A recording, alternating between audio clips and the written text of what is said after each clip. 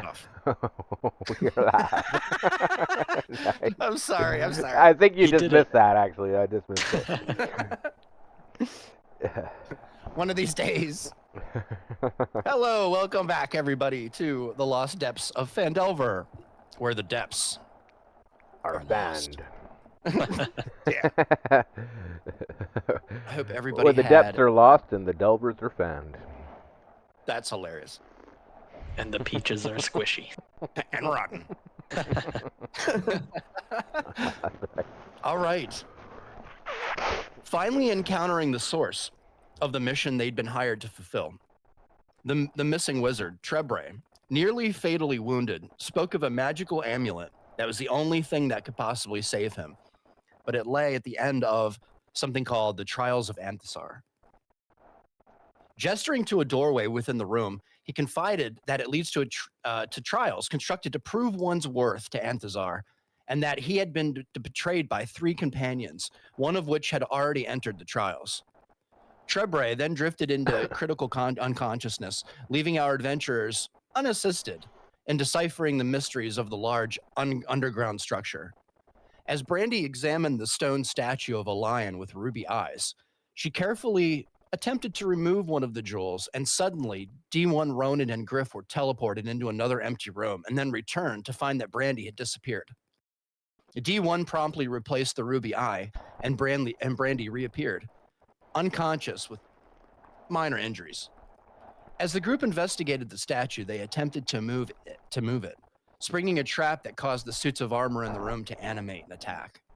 The battle that ensued rendered the armor smashed into pieces. So we're going to begin this evening. Ooh, yeah.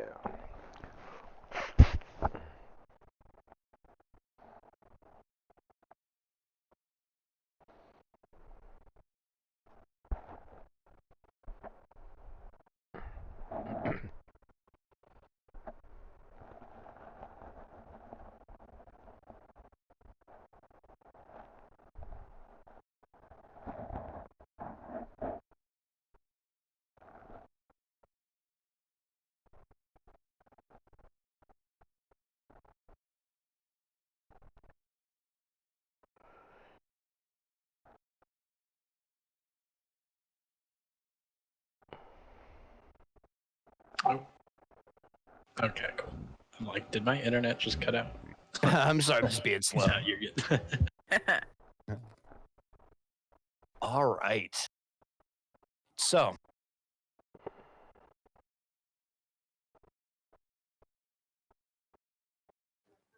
as you as you stare at the shattered pieces of armor that are kind of flung around the room at this point, all the magic in them seems to have dissipated by this point. You see, Ronan, you're the first.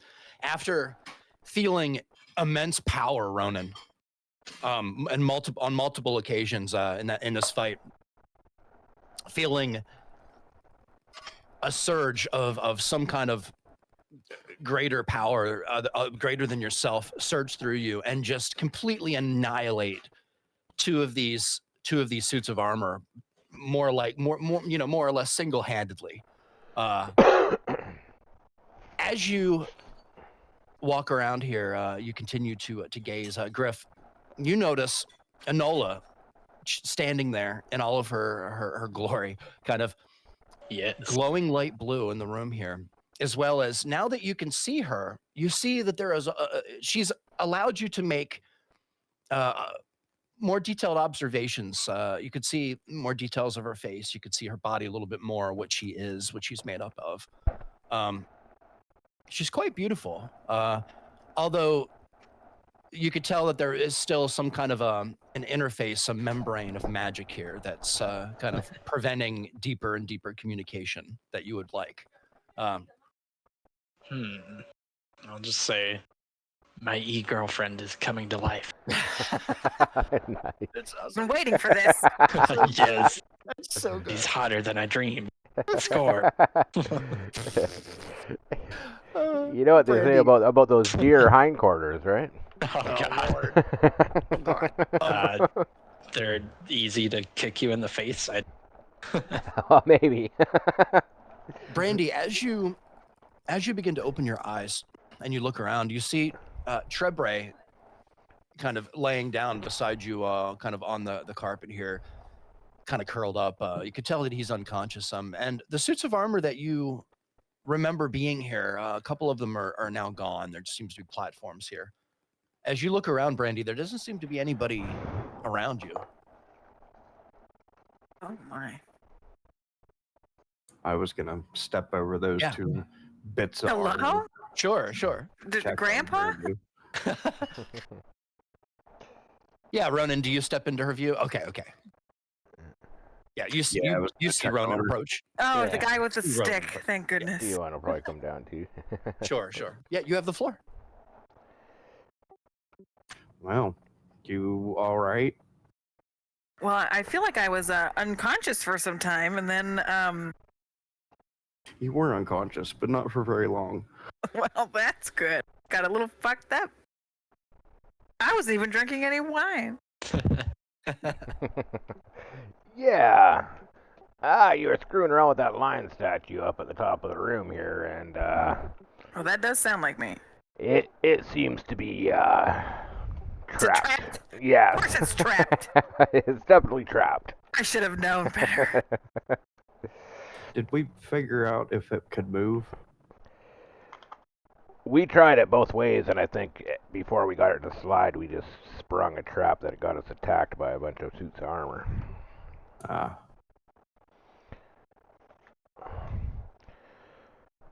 So, I'm gonna come look at Trebre and give him a shake. Is there any sign of movement of anything out of him?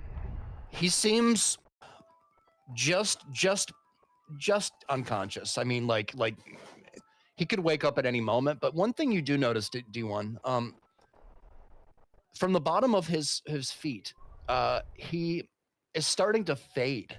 It's very odd to you. Kind of the visual that you can kind of imagine here. The bottom of his feet are almost completely gone at this point. The fading is now kind of moved up a little bit into his shins, from what you can tell. Oh, so he's like phasing out of this. He seems to be plane of phasing. sorts. Yeah. Slowly, very slowly. Wait, where is he going? Do we not know, or do we know? I just forgot. He I don't he think didn't we tell know. us much. Okay. We Yeah, he didn't, we seems didn't get much unconscious. information out of this old man before he zonked on us. Mm-hmm. I think the gist of it was that one of his old ex-party members is in the trials ahead of us, trying to get the necklace that he needs to not die or something. Yeah, which means I guess we should probably try to make up some time and see if we can catch up to that motherfucker. I'll try and meet him in the trial. I'm thinking, I mean, unless he's too far ahead of us and he just finishes before we do, but I'm assuming the sooner we get our asses in there, the better chance we have of catching up to him. That's sound logic. I can follow that. So I believe before KOing here, he did point down to this doorway in the southern part of the room.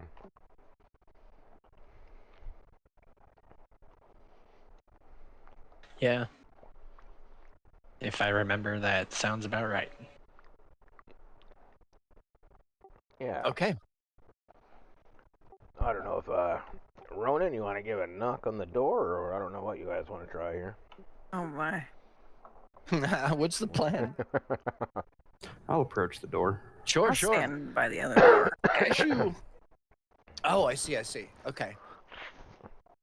Okay, what door are you trying? This one over here?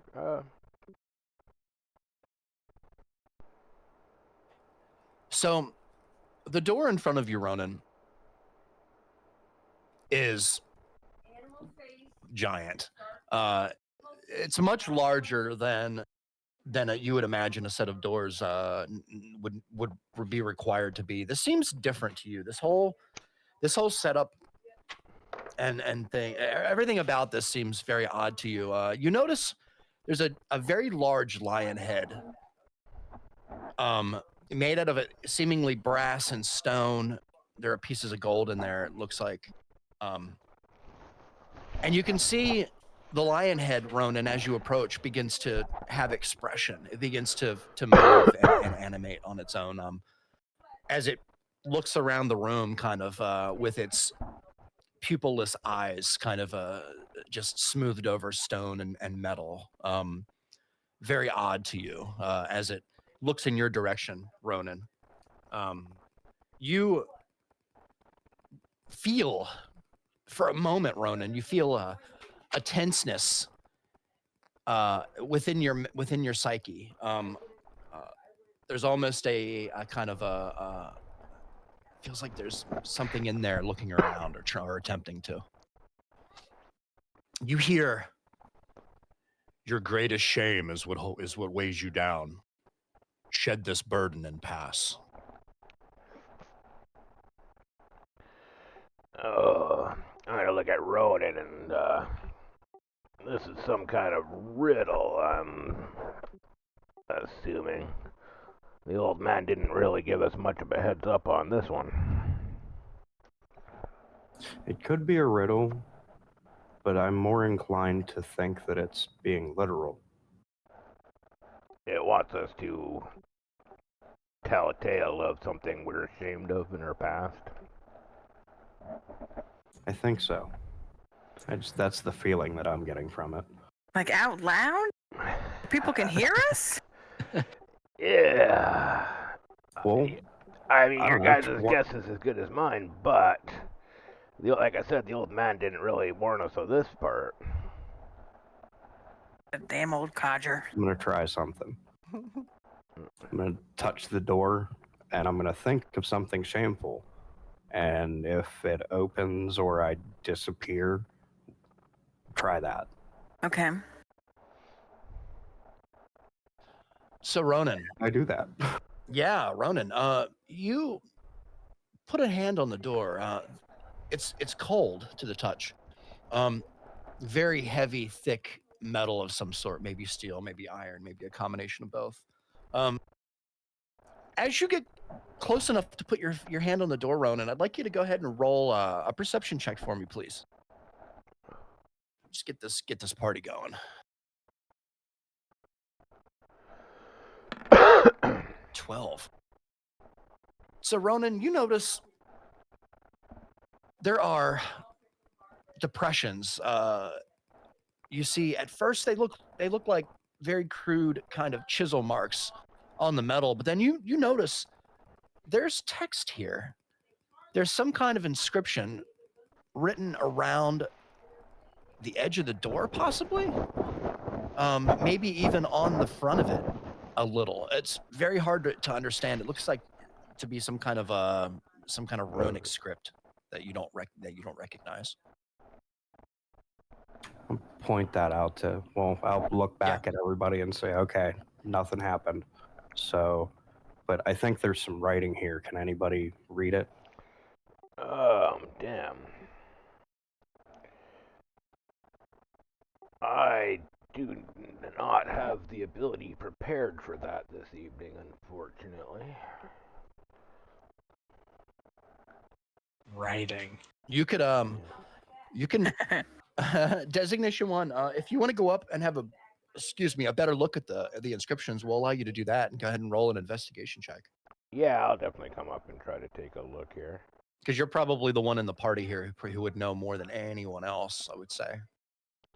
See what you got. Let's see. It's going to be a high DC, but let's see what you got. Perception or investigation? Investigation.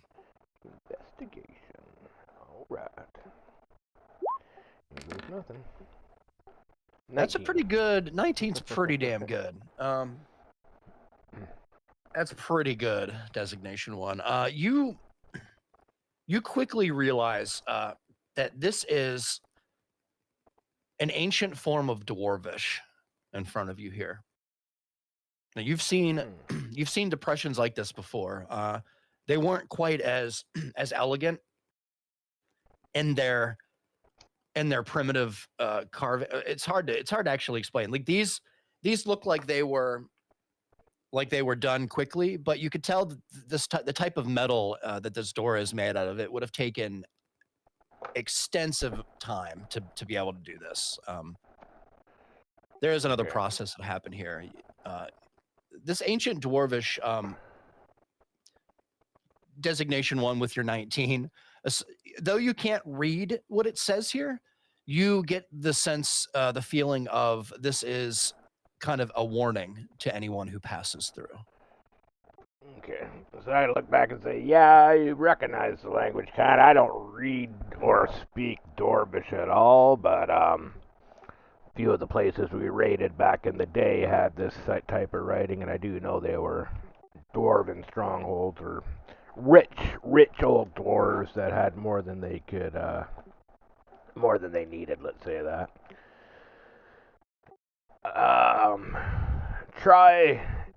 Should we just try saying our piece out loud, maybe? I'd say go for it. Yeah, I mean, at this point, we've come this far. I gotta look like kind of put my head down and look frustrated. Then I'm gonna sort of hold my hand up and touch the door. And I'm gonna start speaking. Back in the days when I was on the ship sailing the seas, I had assisted in raising the captain's daughter since she was a young child. However, once she had grown up, she decided that life at sea was no longer for her. This was a decision that both her father and I respected, but I regret not keeping in touch. I never learned where she had traveled, and I never knew what had become of her life. Then I'm going to take my hand off the door.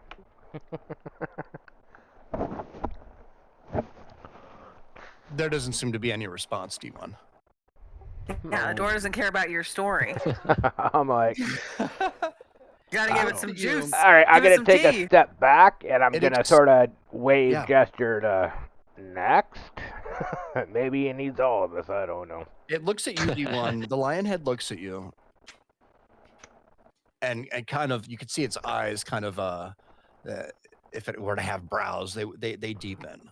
The expression becomes, it goes from kind of a solace, kind of middle ground into a more aggressive stance. And he looks at you and says, "Your greatest shame is what weighs you down. Shed this burden and pass."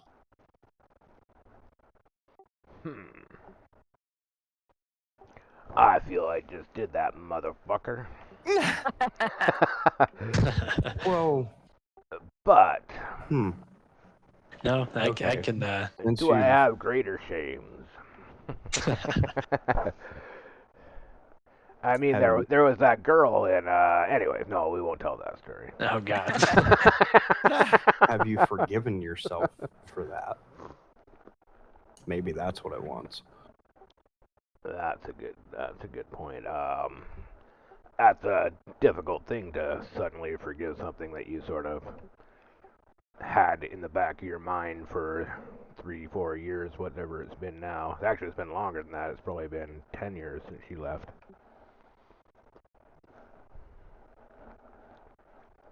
As you begin to talk about the past here, you begin to remember the circumstances. The last voyage, D1. You begin to remember the feelings of the crew, everyone there, the hesitation, the reluctancy to stop. The voyages have been all lucrative up until now, up until this point. There is a frailness, a specialness to this girl in front of you. And you understand there's a yearning to protect, since you've been programmed to do so, more or less, instructed, commanded, Yeah. less of a machine, more of a free will thing. But Yeah, you- by the captain. Yeah, A yeah, duty assigned to me from the captain. yeah, a duty, exactly. You remember a pirate raid, somebody wealthy who tracked your ship for many weeks until they finally caught up with you, and they raided your ship at night. And you remember, before you had a chance to get to the room was broken into. No harm came of the child, but you remember that moment. That moment kind of sticks out in your memory, D1.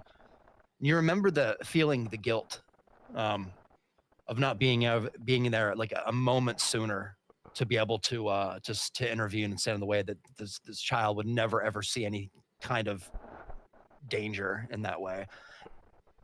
And as you do this, D1, you begin to feel lighter on your feet. There's an orange glow that begins to emanate from out and around you, just very ever so slightly.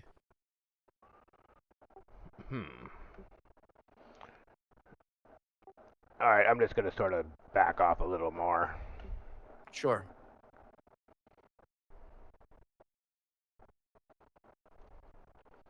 And just sort of stand there silently. Yeah, yeah. As you begin to, Brandy, you notice, and I'll go ahead and just give this to you guys because Sure. Trebre seems to be coming to. Oh, he's not dead? Yeah, he seems to Aw. be kind of coming into consciousness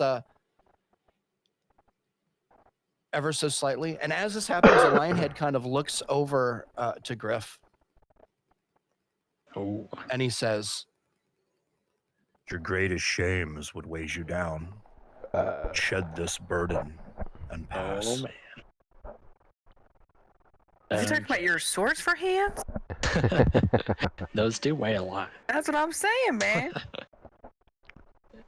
Okay, yeah. So, actually, that's probably what I'll start. So, I'll stare the lion statue face thing, like right in its weird gem eyes, and yeah, I'll hold up my stubs and show him my two stubs, Yeah.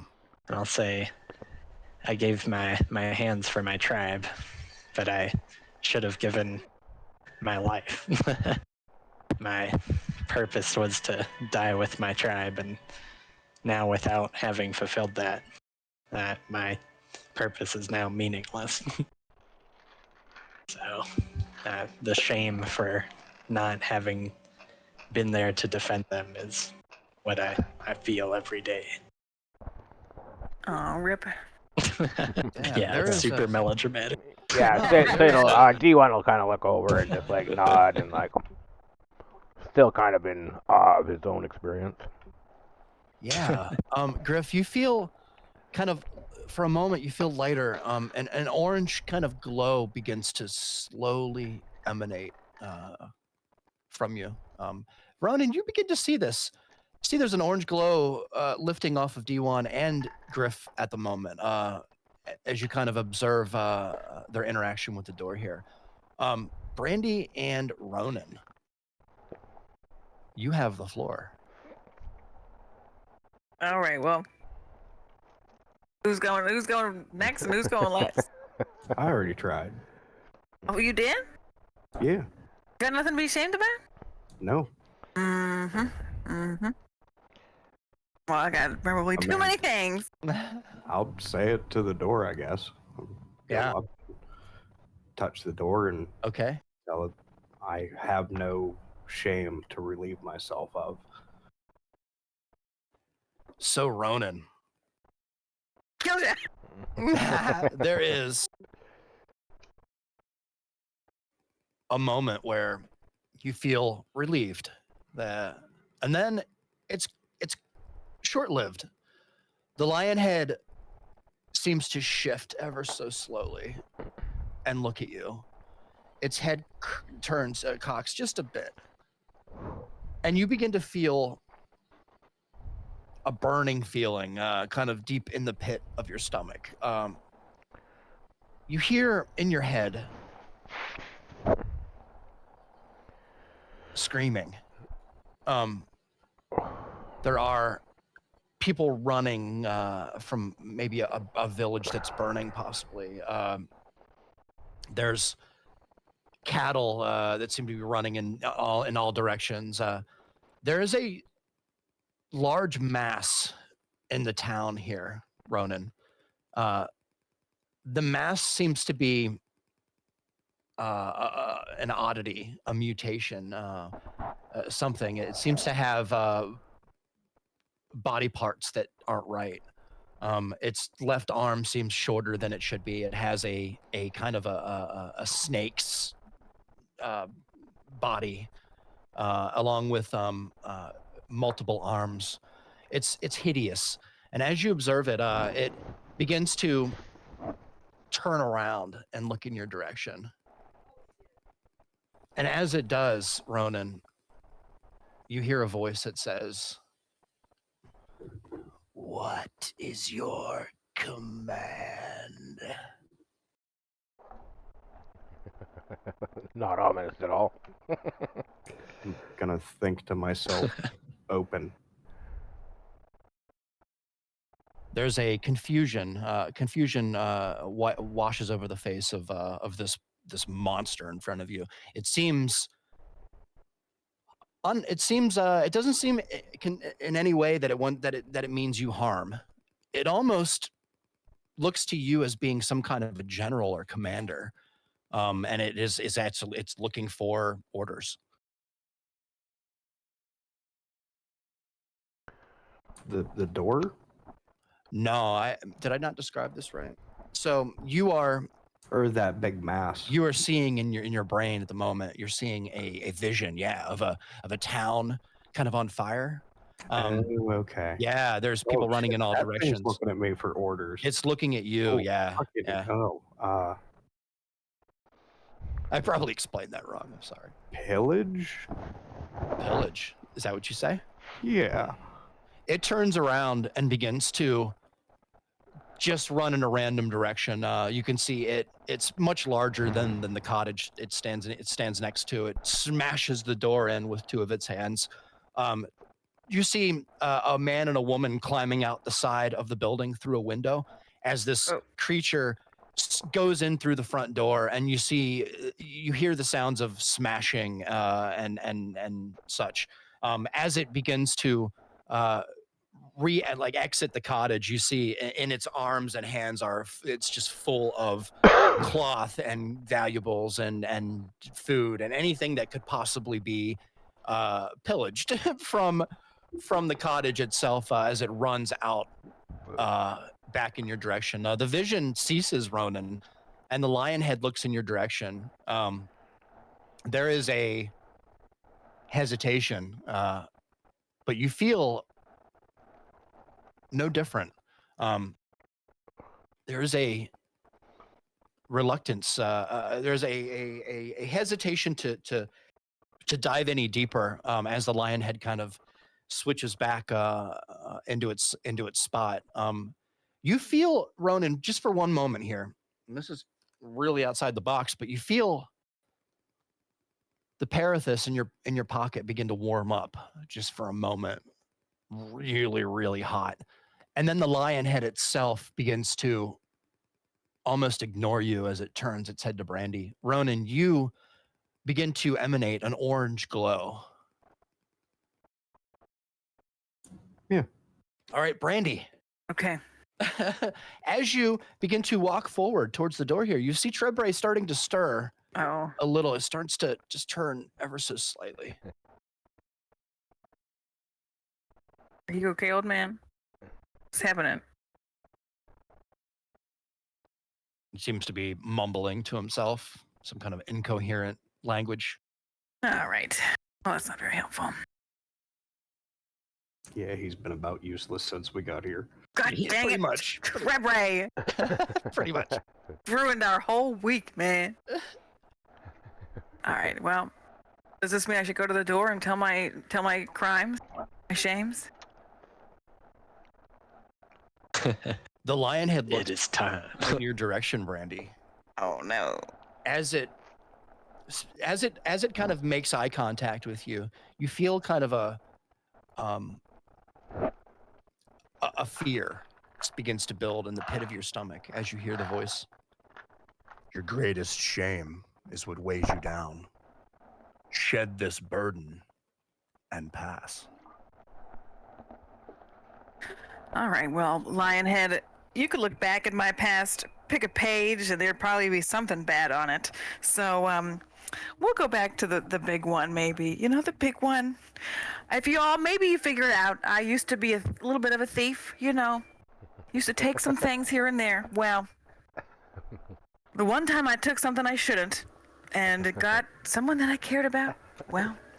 Sano's eyes, or D1's eyes, are going to drift to the lion statue in the top of the room, and then let's look back at her.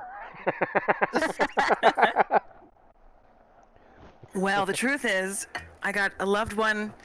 Well, I think he's dead. Is he dead? I'm pretty sure he's dead, and I'm pretty sure it's my fault. So, you know, that's not a great feeling. I'm not going to go into details for this lion, but I feel like that should cover the bases. Wow.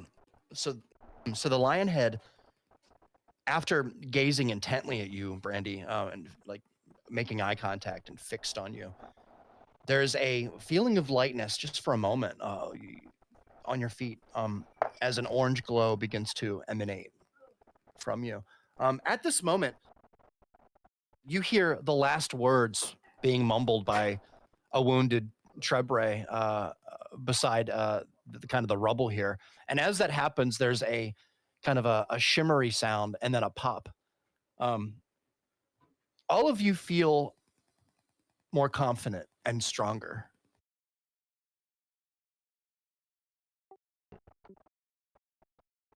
Does the Right. door open? As this happens, forgive me 1 second. Maybe here. we're strong enough to bend it open. Super Saiyan. There is a shimmer that you can hear. I don't know how else to describe it. A shimmer. Like, what does a shimmer sound like, Reegs? Almost Shimmery. like you can imagine shimmery. That's right. You can imagine the sound of many wine glasses. Have you ever played a wine glass, like with water? Dip your finger in and Yeah. Yeah, I know. it's High pitched shit. Yes. exactly, yeah. It's very and as this happens with the orange glow that is emanating off of each of you is now matching the door of shame. It almost seems as though the door has unmaterialized in front of you, so to speak. You can kind of see through it, and I'll go ahead and just for the sake of it. Ooh. Oh. As you do this, you notice Rummy begins to try and follow you, D1, as well as Enola. They begin to try and follow you out of the door, but they are unable to follow you through. There is a voice that you all hear kind of in the room here. You hear, "The connection has been made. I may be able to assist you on your trial." Is it Trebre's voice? It is. Oh shit. Oh. Does the door open back up if we try it? just to It see. seems solid. There we go. And there doesn't seem to be any seams. It just seems to be a big, huge chunk of steel or iron or whatever it seems to be made out of. No features at all. No crack. No seam. Just a big plate of metal. I'm gonna yell back and just say, "We're sealed in." Yeah, it doesn't look like we're going back that way. Do I still have a telekinetic connection with Rummy? You or do. Is he... You do. All right, I'll just send a message. Watch over the wizard. Stay put. Yeah, you can even see through Rummy's eyes, D1, in the room here. You see Trebre is kind of stirring. He's kind of barely conscious at the moment after uttering a spell, kind of linking you in a way. However he's doing it seems amazing to you, but he seems to be connected to you in this moment. Okay, so I'll let the party know. I still have eyes on Trebre. He's still looking pretty rough, but at least we can keep an eye on him, make sure he's still breathing. Is he not in your head too? Yeah, I mean, we're all hearing his voice. Is that everybody? Because I heard his voice as well. Yeah, same. Oh yeah, oh yeah. Okay. Well, maybe the old man might be of some use after all.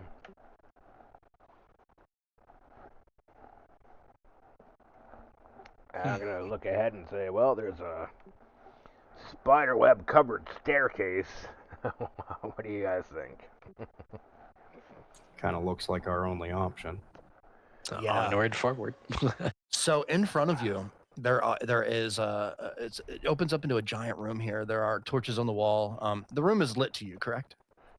Yes. Yeah. Okay, as it should be. Oh, another thing, can you see- could probably remove the unconscious symbol from Brand. Oh yeah, what am I doing? Yeah. Thank you. Yeah, I just forgot to mention that.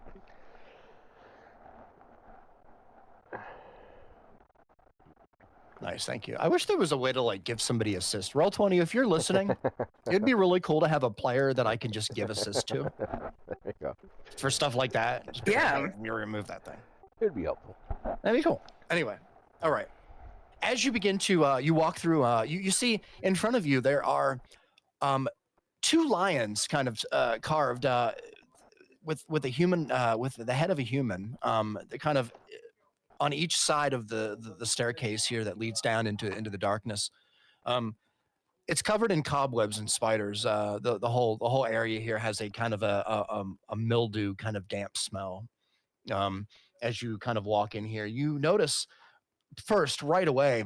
All three of you notice the dust in here. That seems to be covering everything, and one single set of footprints that lead into the dust and down the stairs,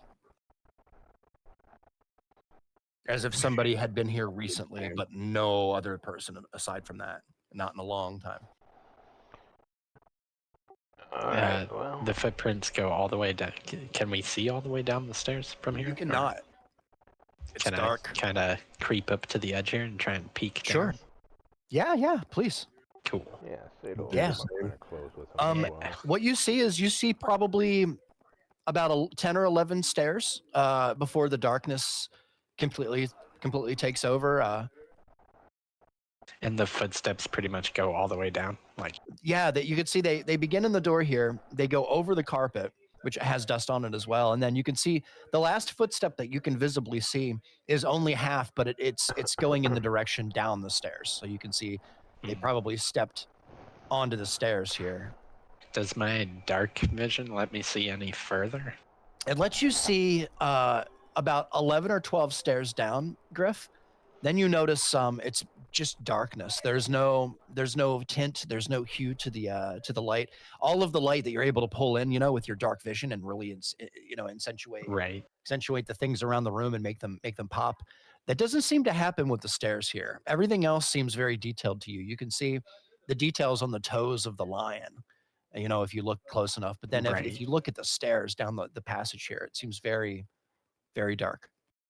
I'm gonna yell over to Sato or D1. You can still see through Rummy's eyes. Why don't you see if Trebre's feet look anything like these footprints? Yeah, I was gonna ask, are these footprints like same size as are, noticeably smaller, noticeably bigger? That's a great question. It's a great question, Ronan. Yeah, be careful. Watch out for deer and assholes and asshole deer. Oh shit. Sorry. I had my button. Cody's leaving. All right. I would say roll an investigation check, Ronan. It's a good question. We'll set the DC pretty low for you. That was a good I question. thought I came up. All right. Yeah. 3. I'm gonna burn one of those fucking inspiration. Yeah, you got it.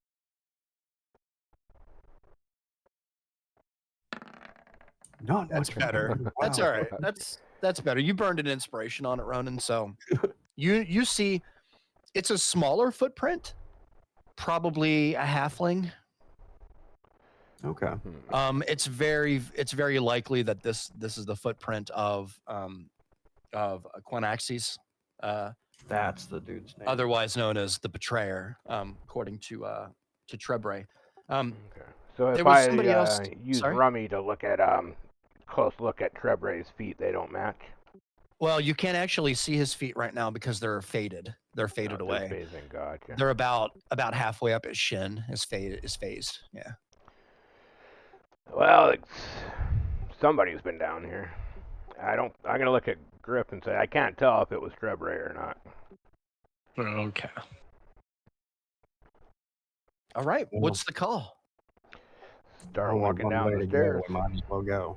You gonna go ahead and just Yeah, D1's get down the just stairs? gonna. You gonna Hold go on. first, D1? I want to Yeah. start throwing little pebbles. No, I'm just It's awesome. I roll a rock, Griggs. I know. um, The rock monster eats it. I'm just playing. Okay. I'm gonna keep an eye, like as I step on the stairs, I'm gonna kind of put Yeah. my foot on gently, feel for any like movement, and then step firmly, and then do that again on my way each time on my way down. Sure. D1, as you begin to proceed down the stairs, the darkness kind of surrounds you as you begin to travel down. You notice the stairs actually lead down in a spiral fashion, which is the reason that you couldn't see any light. But as you kind of get about midway down, D1, you see there is light coming from the next room here. 100%. You could see without question. Oh, we're just paranoid.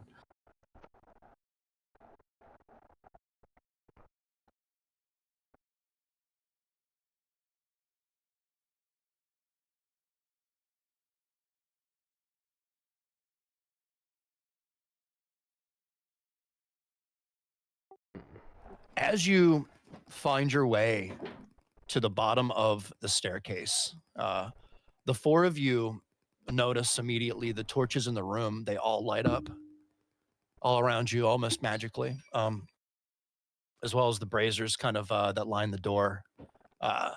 You also see a skeleton. It seems quite charred. It seems to be really no clothing or flesh left on the skeleton, and it's smaller than a human. I wonder if could that be one of the betrayers? Does the footprints lead to that, or is there like a bunch They of do, them? Ronan. Okay. Safe to assume that is that guy then. All right, well, something fucking roasted his ass. So what's that in front of him? The doorway looks like it's got some kind of a figure on it. Oh, it looks. Is it like a dragon? Yeah, I'm gonna go up, but I'm not gonna stand in front of it. I'm definitely gonna stand to the side. Don't take any of its eyeballs out, that's for and sure. Try to inspect it. Yes, we'll refrain from digging out the ruby eyes. You know better than me. That's right. I mean, we can always just rob all the rubies on our way out, right? Got to disable the traps Is first. It ain't nailed awesome. down. All right, as you step into the room here, what you see is amazing, D1. You notice at first it's very lit up. It's very detailed. As you observe a giant dragon head. It is made out of seemingly brass, bronze, and other types of metal. And it seems to be kind of sitting in a very odd position, straight forward. What would you like to do? This thing. I'm gonna look back at the other three and say, this thing's definitely a fucking trap. Everything's a trap. I'm thinking so. I mean, I think it's another. there's a skeleton that's what been burned to a crisp here. It looks that way. Can I grab a corner of this red carpet and try to flip it up? Sure, you absolutely can. All What right. would you like to do with it? I'm gonna Yeah, what's grab. the goal here? I can help you about. Yeah, I'm gonna Same start here, grabbing. man. I'm all about that carpet. Yeah, I'll say let's grab a carpet. Go stay out of the middle. Don't stand directly in front of this thing. I have a feeling that's probably not a good spot to be. And grab a carpet and just basically start rolling it backwards. I'll do that. Yeah. We did it. Yeah. Yeah. From what you can tell here, D1, there doesn't seem to be any obstructions, any kind of weird seams or pressure plates in the well-lit room here underneath the carpet. Hey man, you gotta check those carpets. You gotta check That was a the good call. carpets. You rolling it back out?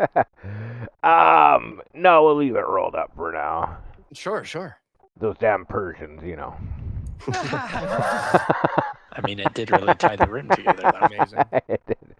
I don't know. I'm gonna from the side. I'm gonna grab my fire beetle shell shield, which has fire resistance, and from the side, I'm gonna try to swing it and bang the dragon's head and bang the door with it. You're gonna try and bang the head of the dragon. The dragon statue, and then the head and the door. I'm gonna just sort of from the side. I'm gonna bang it with my fire beetle shield. Doesn't seem to be any effect.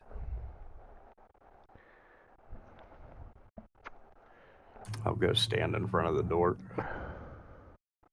Point my glaive up at it. What's your deal, door? Sato's gonna hold his shield in front of his face. In front of my own face. All right. I will go ahead and let you. You're just kind of like looking around the room here. Or, what exactly? I'm working under the assumption that each of these doors is gonna talk to us and have us do I see. something. So this particular door seems odd. The mouth is open in such a way that it looks as though it could house something. Something that you notice, Ronan, kind of in this moment, in the spot here, is the nostrils. You notice the nostrils are really the only thing that are open large enough to kind of maybe possibly put your arms in. Oh. Okay, well, clearly this door doesn't feel like talking to us.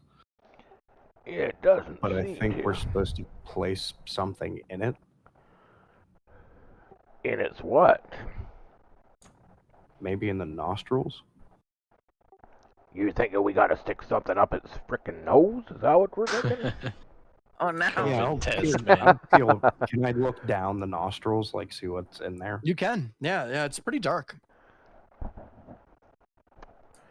Did you say the mouth was open on this thing? It is. Yeah, the mouth is open. Yeah, there Oh. seems to be a hole in the mouth as well, but it's quite small. Got any spare peaches we can throw in there? Yeah. That's What's all. on Now you're these speaking my language. these tables here? Can we inspect Sorry? these tables? Is that what that is? A table with something red on it? It's a brazier. Oh, it's a Yeah, brazier. Okay. I gotcha. actually, Yeah. I was thinking of grabbing one of these hot coals with my blades like tweezers Sure. and just Yeah. like dropping one into the mouth. Yeah, you can But, I mean, definitely if you I want. think it's just letting the intrusive thoughts win, but yeah, I'll go ahead and do that. Do I it. would say, okay. Yes. Are you just gonna kind of like chopstick it with your blades? Yeah, I'm gonna grab one coal, just like chopstick style with the blades. Sure. And you're gonna try kind of. and slot it into the mouth. Yeah. Okay. Wow, I didn't expect this. Give me 1 second here. I broke the story. Yeah. Yeah, no, this is Why would good. there be torches and braziers?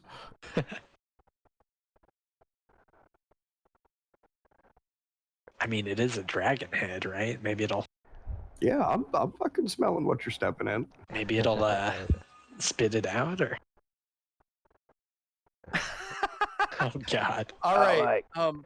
If that doesn't Okay. work, try the nostril. So, Griff, roll a dexterity check for me first.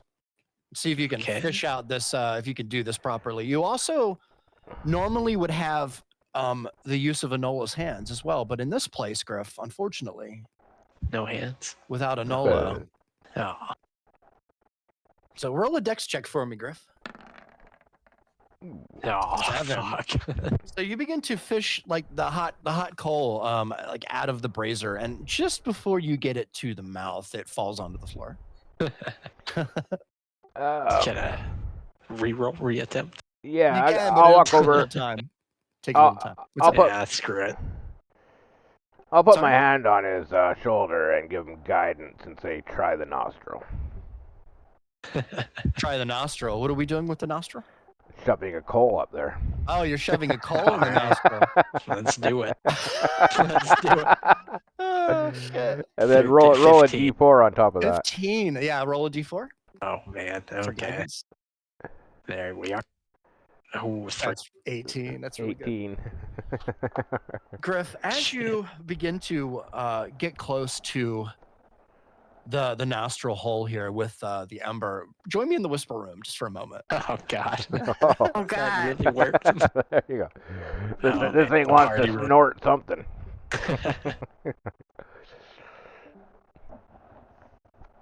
That's hilarious.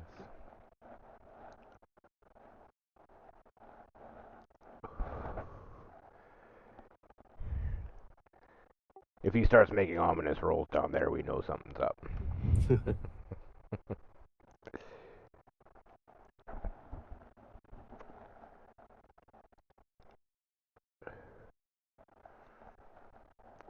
So is this is the body of what was the guy's name? Let me look at the guy's name. I have it written down here somewhere. Quinaxis, I think. Quinaxis? That sounds kind of right. Who was this guy? This was the guy that I don't remember the plot, man. Yeah, so Trebre spoke of having 3 companions with him that he thought was a were friend. his friends, but they ended up double-crossed him. they the double-crossed bastards. him. Yeah. Okay. Trying to go into the whatever it is. For whatever it is. Yeah, so it was on somebody named something like Onaxis made it through the door, and he's supposed to be in here somewhere. There was another one of his companions who he named as Synasis or Synesis, who was a healer that got lost within the caves, and he didn't name the third betrayed companion. So we're wondering if this is Onaxis. This is a burnt skeleton here. An axis. Oh, the betrayer. Yeah. Okay, so am I still holding on to that Yes, coal? you are.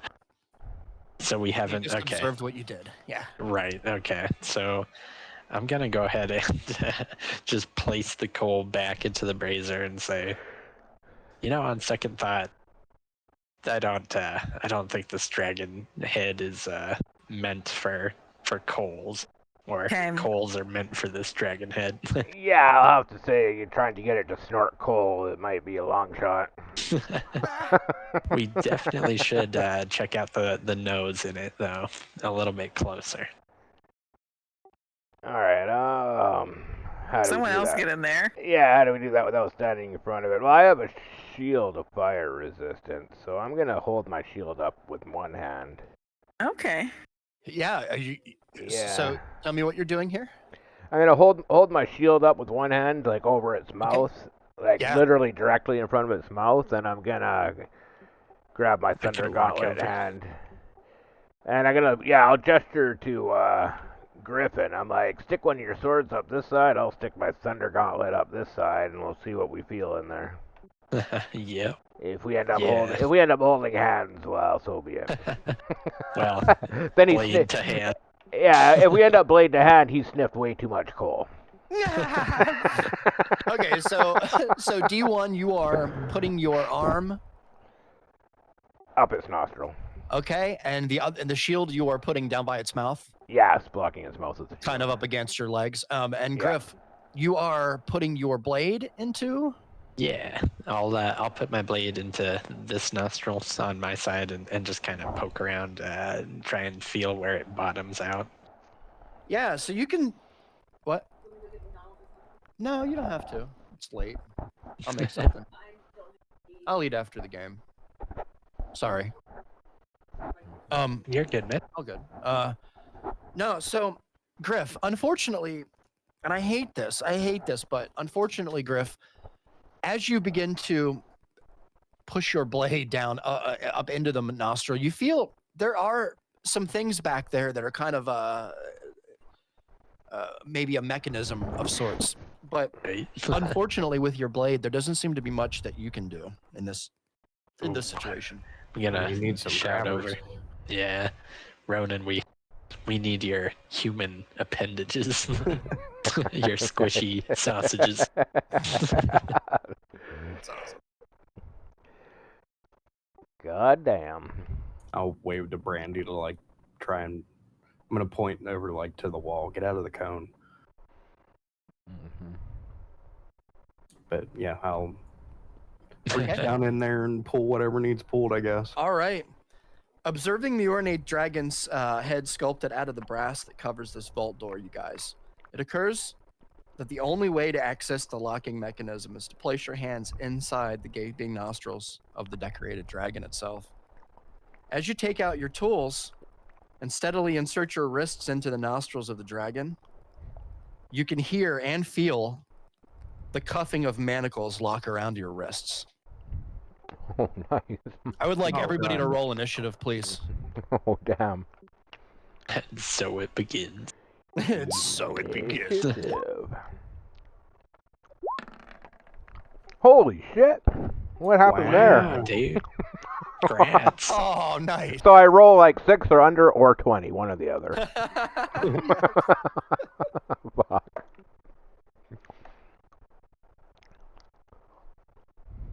Did I roll a 22? Oh yeah, I guess I did. Dirty 20. Dirty 20. Hell Dirty yeah, 20. just the way I like it. That's right. Yeah. All right, so Ronan, okay, and also Brandy, please. Is Brandy there? Sorry, my No thing worries. didn't Yeah. come up. No, all good. There we Another go. dirty 20. Oh my God. All right, so Griff and Brandy, which one of you have the higher DC? Or dexterity, I think Brandy. Brandy's got a 17, Griff's got a That's 14. right. All right, so it'll be D1, Brandy, Griff, and me. Unfortunately, Ronan. Sorry, Ronan, me. I'm last. Oh. There you go. All right. So this is the first time that we're experiencing this. So I'll go ahead and just let you guys know what's happening here. This is called a complex trap. And complex traps work on initiative. How we're going to do this is we're going to go down through the initiative order. You're going to tell me what you want to do.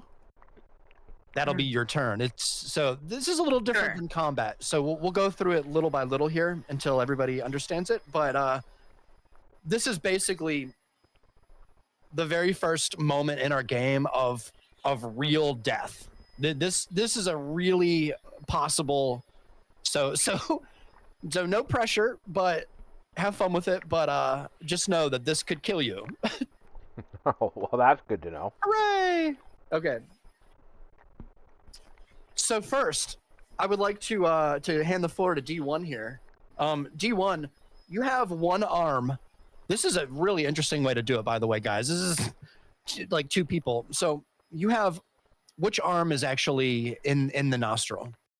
It would be the right arm. Your right arm. Okay, Yeah, so you have 'cause your I'm left holding- arm. With holding the shield on with my left. Yeah. Gotcha. Kind of like crossed. Your arms are kind of crossed in a weird kind of way. Are you on the right or the left here? I guess I'm on the left, so 'Cause my if your right arm is in the nostril. Oh yeah, so I'm standing sideways, sort of crossing my shield in front of me with Gotcha. my left arm. Yeah. Okay. So D1, as your arm kind of snaps into place, the monocle snaps around it. You feel the cold steel snap around your wrist. You know in this moment that you need to defeat this. Otherwise, there's a good possibility that you might lose your arm or even worse. What would you like to do? Oh, what to do? So there's a lever. There's a lever that you feel in there, along with a couple of.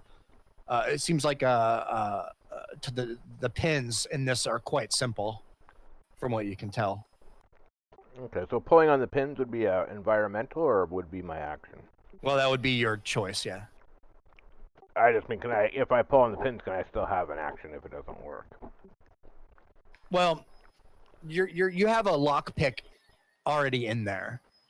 I probably did this a little bit wrong. You have your lockpick. You each have a lockpick in the now. You say once one person is designed to do this. Yeah, gotcha. It's designed for one, but since you both did it, we're gonna do it this way because why not, right? So what we're gonna do is we're just gonna have D1 and Ronan both roll. Shit, do you have thieves' tools, Ronan? I do. I don't know if Ronan Nope. does. No. Oh shit. You can still attempt to pick a lock. You're just not. You can. Wow. What are the rules? I have This is going to be really hard, though. Written down. Yeah, I didn't realize it was a lock. Yeah, it's all right. This will just make it more fun. So let me look. I think I have it in our reference mod rules. If not this one, the other channel for sure. Okay, so here's what you can attempt to do. And I'm sorry, I didn't take my notes man tonight. I could always just chop it off. That is an option. The Brotherhood. Another option too is to try and like get out of the manacle. You can try and do that if you'd like, or you can actually try and disarm it itself. You could feel there are two mechanisms in there in here, D1, as well as you, Ronan. You can feel there are two mechanisms here inside this dragon head. Okay, so here you don't have any thieves' tools, so you improvise them, but aren't proficient with thieves' tools. You can still attempt to pick the lock, but with disadvantage. Or you have or you have no thieves' tools and no improvised tools. Take a strength check and throw your closest part. Okay, never mind that one. So at best, it would be disadvantage if he has some sort of tool in his hand, some sort of improvised tool. It would be no bonuses, and from what I'm reading, it would be no bonuses and disadvantage. Okay. So you can actually decide if you'd like to try and escape, or if you try and defeat one of these mechanisms. As this happens, as you're kind of standing here, you feel this cold steel is pretty tight around your wrists. What would you like to do? I'm gonna attempt to pick the lock. You're gonna try to pick it. You're not gonna try and escape. You're just gonna like use the pick that you have in there and try and defeat it. You can always let me sneak in next. Yeah. All right. Designation 1. There are two choices. There's a lever with some tumbler or some picks. Or there's a lever with some pins.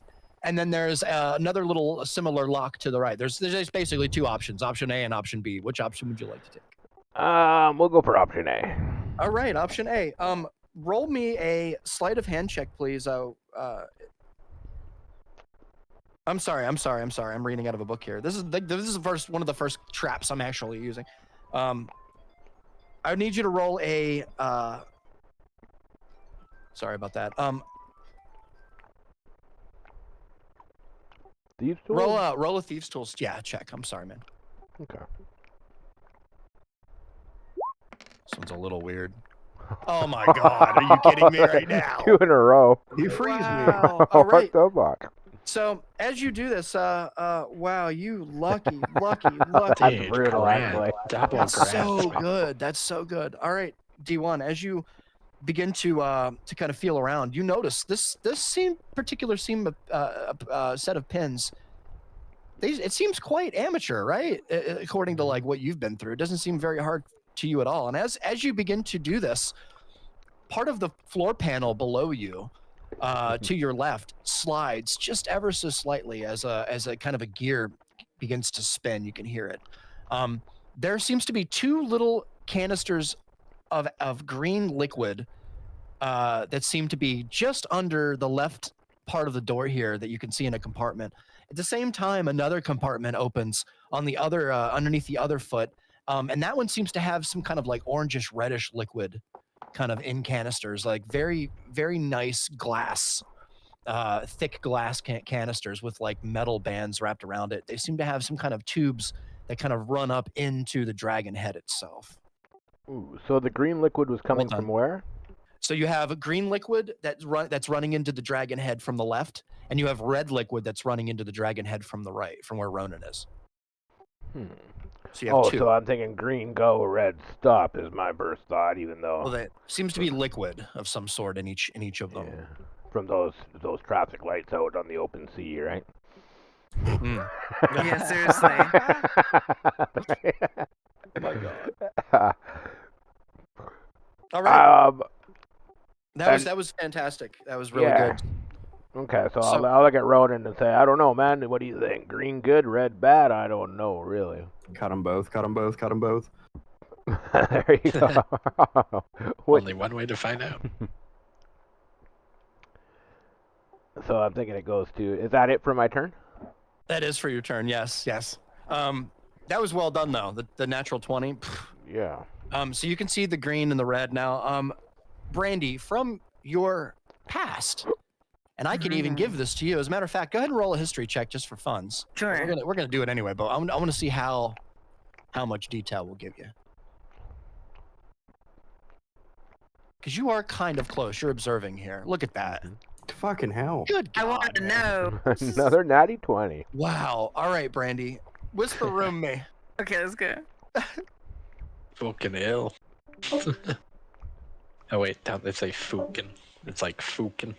Fookin. Who the fook? Who the fook is that guy?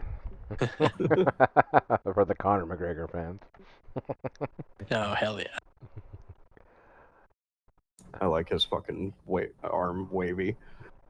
That flail that he would walk around the ring. Oh, strutting his arms. he even admits that he took that straight from Vince McMahon. He in an interview, he's like, Vince McMahon, he's got this strut. He goes, he goes, it's just a walk of success. So he totally, if you look at his little strut that he does when he waves his arms, it's Vince McMahon exactly imitated. Fucking hilarious, actually.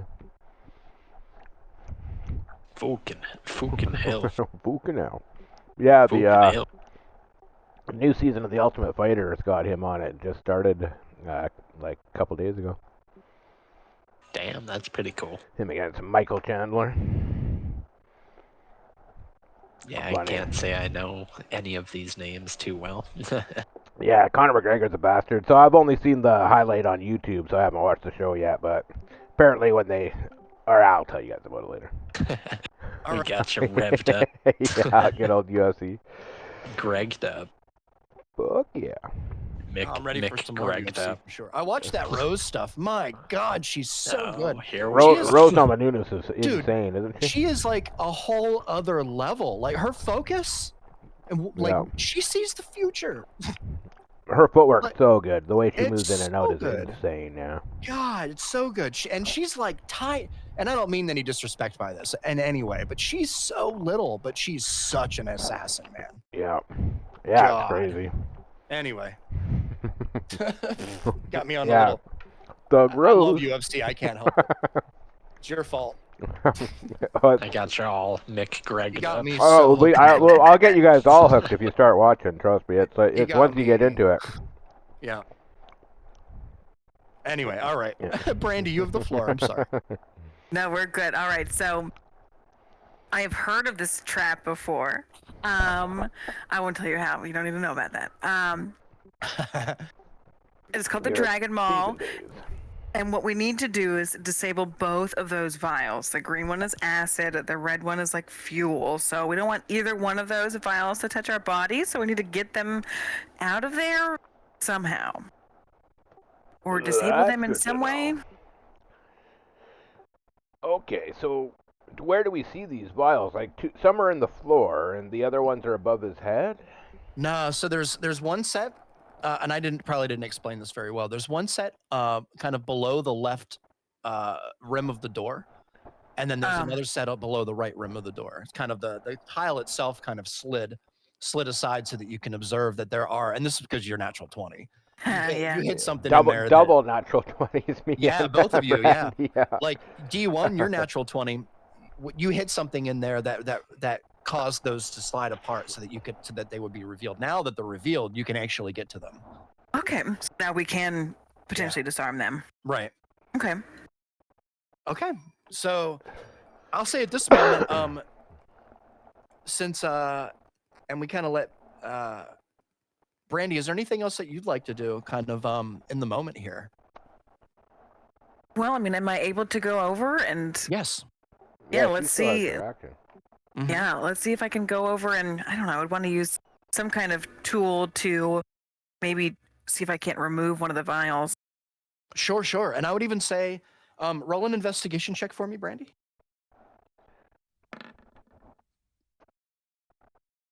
An 11. Let's see what I get here. All right. You notice there are 2 tubes on each set of canisters here, Brandy. There's a left and a right tube. Okay. That's about all that you noticed. Sure. Unfortunately, with your 11, but you do notice the tubes, and there it seems to be, from your knowledge of this trap, Brandy, it seems to be like an inlet, and an outlet. Okay. Like a battery kind of. Yeah. So I guess the trick is to find out which tube you want to. Which one do you want to move first? Can you try and remove both of them at the same time? So on one turn you cannot. Okay. So what you can do on your turn is you can actually choose one of Okay. the two to remove. Yeah, on because there's 2 canisters, so it's kind of confusing. Like if you can imagine, there's a canister on each side, and each canister has Two vials in it. Yeah. Yeah. So I'm picturing me using both hands and just taking both hands and taking both Yeah. vials out of one canister. That's what I'm picturing. If I in my can, little brain. I'm going to shout out, does this body on the floor here look like it's been burned or disintegrated from acid? It's a great question. Ooh, yeah. A little bit of both. It seems burned to you. Okay. So, Trebray's little betrayer here seems to have gotten hit with the red, I'm thinking. Yeah, so did he try and remove the red first and that was the problem? Or is there no order and you just have to be careful how you take them out? That's a Trebray! very good question. You Do couldn't have we- left us a note. Yeah. Do we hear Trebray's voice? There doesn't seem to be anything at all. Motherfucker. Can I telepathically commune to Rummy and ask him to give him a kick? Yes, Wake that motherfucker up. Right. you can Anyway, actually. Rummy, give him a little kick in the ribs. Yeah, there seems to be a little something you hear in the back. And you hear his voice. It's kind of a quiet voice, and it says, "The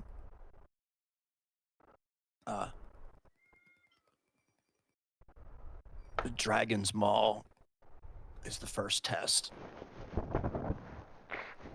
He says,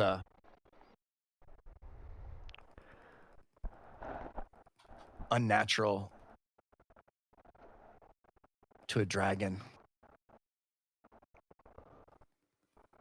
Eliminate." That's all I'm going to give you. Is it the So then- green wire or the red wire? I mean, that would indicate the green wire, I would guess. I'm going to look at Brady and say acid would be more unnatural to a bronzes red dragon. I would guess so. Okay, Brandy. All right, Okay. let's take out the green vial and hope I don't die. All right, you're going to go ahead and roll me a dexterity check, Brandy. Okay. Bring it back, I can still hear you guys. Sure. Yep. 16 actually, believe it or not, Brandy, you Nice. with your very delicately, you kind of reach down in there and you unfasten one of the tubes that leads to the green vial underneath, and there doesn't seem to be any negative effect at all. In this moment, give me 1 second. You hear a click, and the green liquid, Brandy, that seems to have been connected, it was at one time connected to this dragon head, is now disconnected. All right, Okay. Griff. Yeah. Griff, you are kind of standing off to the side here. You see in Ronin's position here, he's kind of in a very awkward position. What would you like to do, Griff? As you see beside you here, down inside the floor, there is a couple of canisters here. Let me see. What color were those canisters? The one on the left is green. The one on the right is red. And, So- sorry, I'm back. Brandy, you disconnected the green already. She did on the other side. Yeah. Yep. We're doing both green, or should I swap it up? That is entirely up to you, my friend. I like I the- wouldn't. I wouldn't. I I'll, don't know. The green seems Yeah. done. I mean, there's On still this side. another. There still might be another mechanism. I seen a mechanism in this nostril. I got my hand handcuffed in. I don't know what's up the other nostril. I look at Ronan. Okay, I'll just go ahead and grab the green vial and try and Sure. remove it. And with the tips of my blades, kind of chopstick style. Yeah, you know what? Roll a dexterity check with advantage, Griff, because you have blades for hands. Hell So yeah. you could probably make Hell short yeah, work of dude. this.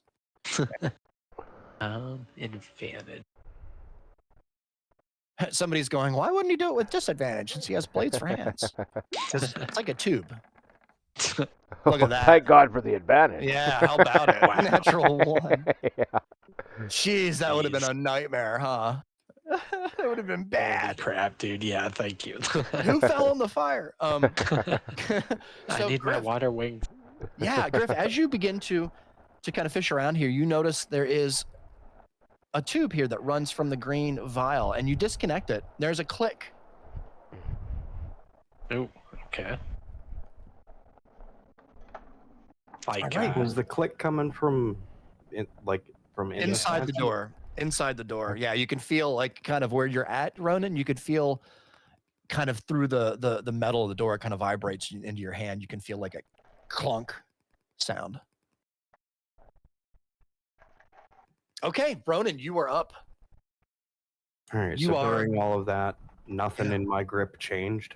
Nothing in your grip changed. However, you notice as you look to your right over here from the work that Griff just did here, the tube is unattached from the green vial as it stands. Okay, so we've not done anything with either of the red ones. The red ones are still attached, yes. But you have a lever inside that you can touch, or you have a set of pins on the right with your one hand. What would you like to do? I'm gonna go for the pins. You got it. You got it. I'm just wearing a panicked fucking look on my face. You got it, definitely. And I would Um, say roll a see- thieves tools check for me, please. Seeing as how he's right beside me, can I? Mhm. Is he in reach for me to touch with my shield? hand? Yes. Yeah. All right, you can I'll give him guidance. guidance. Sure. And Yeah, you feel What did you say? I think you just do a D20 Dex. if you don't have. I mean, I don't think you do. I think from reading the rules, it looks like if you don't have lockpicks, I think you just roll straight D20. I think it's probably true. Do you have Yeah. do you have sleight of hand, and do you have any kind of proficiencies in anything like that, Ron? I have a +2 modifier to sleight of hand, but I don't have proficiency in it. I do not have thieves' tools, and I don't have like any kind of trap picking. Okay, okay. You do a straight dex, which is probably a +2 as well. I'm assuming. Yeah, let's just do a dexterity check, Ronan. And with your guidance on top of it. Oh, Oh, God. 6. Ronan, you Oh, feel plus a D4. He gets a D4 on that. There you go. 10. a 10. Ronan, there is a burn for one moment that you feel in your finger. And in this moment, give me 1 second here. I'm gonna cry I'm in my sorry for mind. this. My old gypsy woman was right.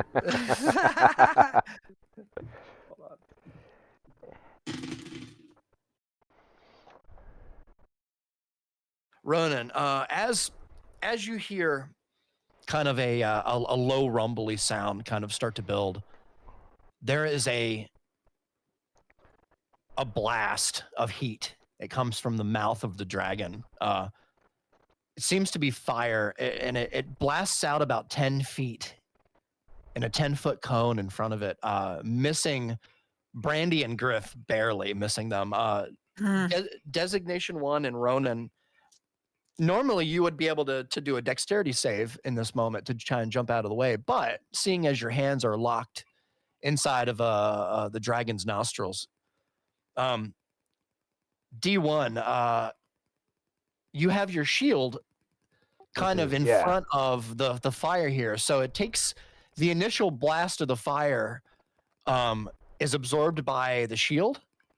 But knocks the shield kind of a couple of feet away because of the force. It kind of knocks it out of your hand.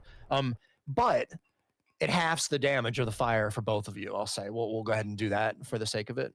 Your shield is away from you at the moment, but you both take 13 points of fire damage. That's halved, by the way. Oh, 13's already halved. It's already halved. Wow. All right. Well, that was at 42 minus 13 is what, 29? Yeah, 29. Okay. Ronan. Yeah, I'm a little crispy. You're a little crispy. All right. Ronan, as this happens, you kind of get the idea that you probably touched the wrong thing in there. It is now the DM's turn. My apologies, y'all. So, as the doors begin to slide back shut, there is a kind of a click sound, and you hear like a hiss, almost like air, but there's nothing happens. As a couple of green drops kind of just drop out of the dragon's mouth. There doesn't seem to be any acid spray or anything like that. But in the moment, let me see if I can get my recharge back. Cocked. Really? Hold on. And that is a fail. And that is also a fail. Hooray! Okay. That is my turn. That's uneventful. D1, you're back up. Okay, well, I'm going to use my bonus action to cast, not cast, but use Defensive Shield, which gives me temporary hit points equal to my Artificer level, which is 3. Okay. You got it. And then what to do with my turn. Yeah, you have kind of a lever on the left and kind of a set of pins on the right. Pretty amateur set of pins, maybe 4 total. Okay, so I already did the right, or left, sorry. So now this is only the left, right, left. Yep. All right, well, I'll attempt to use my lockpicks on the left then. On the right, you mean? On whatever number 2 is. I picked number 1 last time, so whatever number 2 is, yeah. Yeah. So go ahead and roll a Thieves' Tools check for me. All right. See what you got. 21. That is really good. That's really good. And we'll go ahead and let you transfer your guidance if you want to.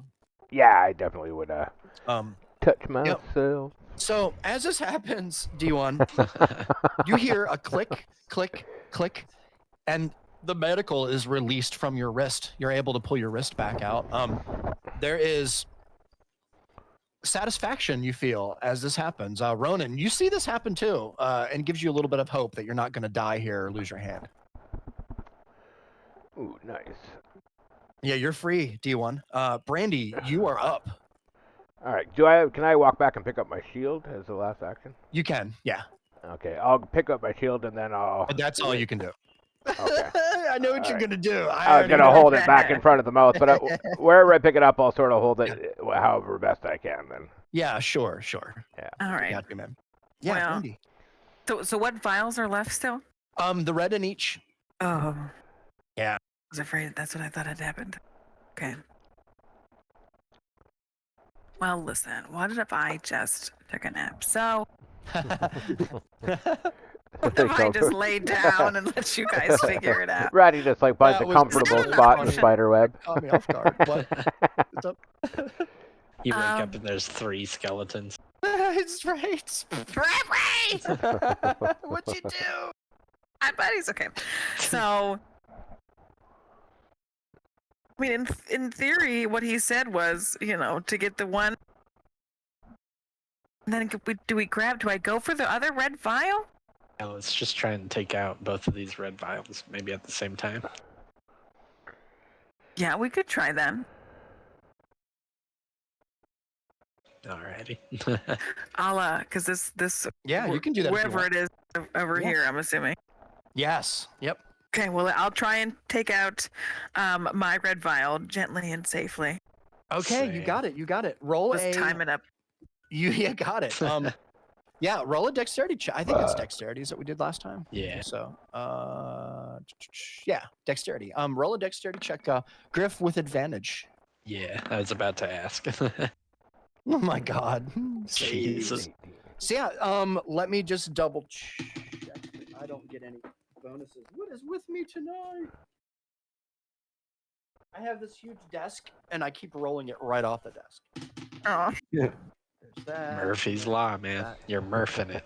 I am Murphing it. It's Murph. There is a click as you both kind of pull the tube from the vial itself, and as that is done, there's kind of a clunk that you feel, Ronan, kind of in the manacle itself, like it vibrates through the head as they both kind of do this. That would actually conclude both of your turns. So I would say, Ronan, at this point, what would you like to do? You have a lever on the left, and you have a couple of pins on the right inside the nostril here. Well, I fucked up the pins. I'm still manacled in place. You are. There is a lever that you can pull. Yeah, I'm gonna pull that lever. You gonna pull it? Yep. All right, Sato, you fall through the floor. I'm just playing. I'll touch him again. You gonna touch him again? I'm gonna touch him. Gonna give him warm feelings. There you go. Give him a little good luck, partner. Pat on the ass. Yeah. Ronan, roll a dexterity check for me, sir, please. With Guidance. your guidance, yeah. Wow, look at that. That's 19. 19. You pull on the lever, Ronan. At first, it's kind of hard and like you feel it slip, and then there's a clunk. And as this happens, the door itself opens. Do I go for a ride? Oh no! No, the manacle releases your arm as you pull your arm out. Nice. That was so funny. Yeah, bad DM. I'm gonna like crumple down onto the ground and hold my fucked up arm. Yeah, for sure. And you're quite happy that it's still attached to your body. What we got out of that without having to attach that glaive to your forearms. You didn't have to join me in the nubberhood. Right. Nubber. Won't you be my nubber? Jesus. Oh, you guys. All right. 1 second here. As the door opens and you all pass through, you notice in front of you there is a corridor. It kind of stretches to the left and to the, rather to the north and the south. You feel free. Feel free to go ahead and to do whatever you'd like here. I guess I'll say. How would you like to proceed? So as we go in the hallway, it looks like there's a left and a right for us to take. I'm gonna look at Griff and Ronan and say, you two want to go right? Me and Brandy head left and report back. Sounds good. Like the plan. yeah. All right, so we'll start heading up this way with I'll let Brandy. Griff go first. You got it. Okay, so we got Griff and Ronan to the south, and D1 and Brandy to the north. Yeah. I'm just All right. gonna kind of Watch out for creep traps. around, Yeah, kind of so poke my head around each corner. Yeah, as so- I go. Yeah, definitely. And I would say stay right here in this. Right on the Gotcha. carpet. Same as for you guys. Yeah. And I would say at this moment, you see a hall in front of you here, maybe 30 feet long before it curves back to the right and to the left, depending on which group you're in. And there's a long red carpet that kind of is laid out on the stone here below you. There seems to be a single torch on the wall. It's unlit at the moment, even though the graphic is lit. and some cobwebs here. There seems to be many cobwebs, spider webs. Oddly enough, no artifacts, no chairs, no desks, no barrels. There it's quite bare aside from that. Yeah, I'll call back to Brandy and say, let's not walk directly on the carpet. Let's stay to the side if we can. Sort of Yeah, tiptoe to the side of the carpet if that's possible. That is possible. Yes. I mean, for me at least. Just a little halfling. Yeah. So you're gonna stay to the left here, the To hallway the through? inside wall, not Yeah, the try inside not wall. to touch the carpet. Yeah. Yeah. I love it. I love it. Yeah. And easily enough, I would say you make it all the way to the edge of the end of the corridor here. I would say D1 and Brandy. How do you want to proceed, Ronan and Griff? I'll look down the hall and then look at Griff and say, hug the wall. Stay off of the carpet. Can do. I'll take the side with the nasty spider. Nice. And I'll go at the same time on the opposite wall. Yeah, you got it. I love that. That's fantastic. Ronan, as you pass by, I think you have the highest perception over here. Let me just double check.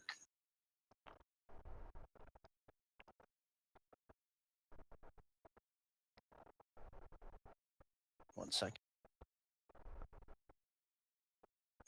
My usually have wisdom this is written down. 12, and I have 4 and proficiency with perception. Yeah. Thank you. So passive. Mine's a 14. Ronan's passive. Yep. Their passes are pretty good. So as you both walk by, 14. Griff and Ronan, as you begin to walk by, you notice there is a little bit of one of the flagstones here, or rather one of the floor stones here, are kind of at an angle near the middle of the room there. It could just be that it's old and maybe it's just off. Maybe something happened to it, or it could be the sign of a pressure plate underneath the carpet, which you just passed. Yeah, I'll just avoid that. Okay. How would you like to proceed? Well, from the top, we're gonna. Yeah. So, can I sort of see that there's a hallway from where I'm standing? Like You can. Yep, you both can. Mm-hmm. So I'm gonna look at Brandy and say, well, we don't want to cross this red carpet, so let's go to the far side and once again try to stay off the carpet, squeezing by this wall here. Yeah, sounds good. Stay to the left. Yeah. Yeah. All right. You got it. You guys are too smart. I'm gonna hug the wall and follow the whole way. Sure. You're gonna hug the outer wall? Yeah, the wall that I've been on. You got it. Definitely. Griff. Oh, Yeah. hi. I think I'm You guys actually are gonna. dead. I think I'm just gonna kind of follow Ronan's footsteps, just to kind of eliminate any fear of traps, kind of. Sure. I gotta say, Sure. our report. The top passage led to right fucking here. I sense this was a circle. I'm sensing you might be right. Fuck, I have nothing to add to that. Have you guys been staying off the red carpet? Yeah, we've hugged the wall, made a friend. Yeah, I'm thinking, the whole diva thing, right? We want to keep off the red carpet. Yeah. I don't know, man. It's hard. I like those carpets. Well, paparazzi's gonna pop out of nowhere. They call me the carpet shark for a reason. Oh, God. What? Tear it up. Okay. I love this. So down the hall, as you kind of meet in the middle here, you see there's another long hallway with some kind of rather obscure stonework off to the right and the left as you kind of walk down the hall here, or rather, you look down the hall first. Well, how would you like to proceed? I'm gonna look at everybody else and say, well, we've been staying off the red carpet so far, so I'm gonna go tight to this wall and keep walking, staying off the red carpet again. Not a red carpet walker. You know, we ain't no Hollywood divas here. As you begin to kind of stay close to the edge of the wall here, D1, you notice to your right and left, there are. At first, it didn't occur to you, but these are vaults of some sort. They might be rooms that have treasure in them, or they could very well be tombs. Interesting. Did they look like they would open? They looked sealed to you, although they do look like some of them could probably be popped open. But there are multiple levels to this tomb or vault to your right, you can see. And to your left, there are a couple of spots as well as some inscriptions. They all seem to be that same kind of ancient runic script to you. More dwarven. More dwarven, yeah. All right.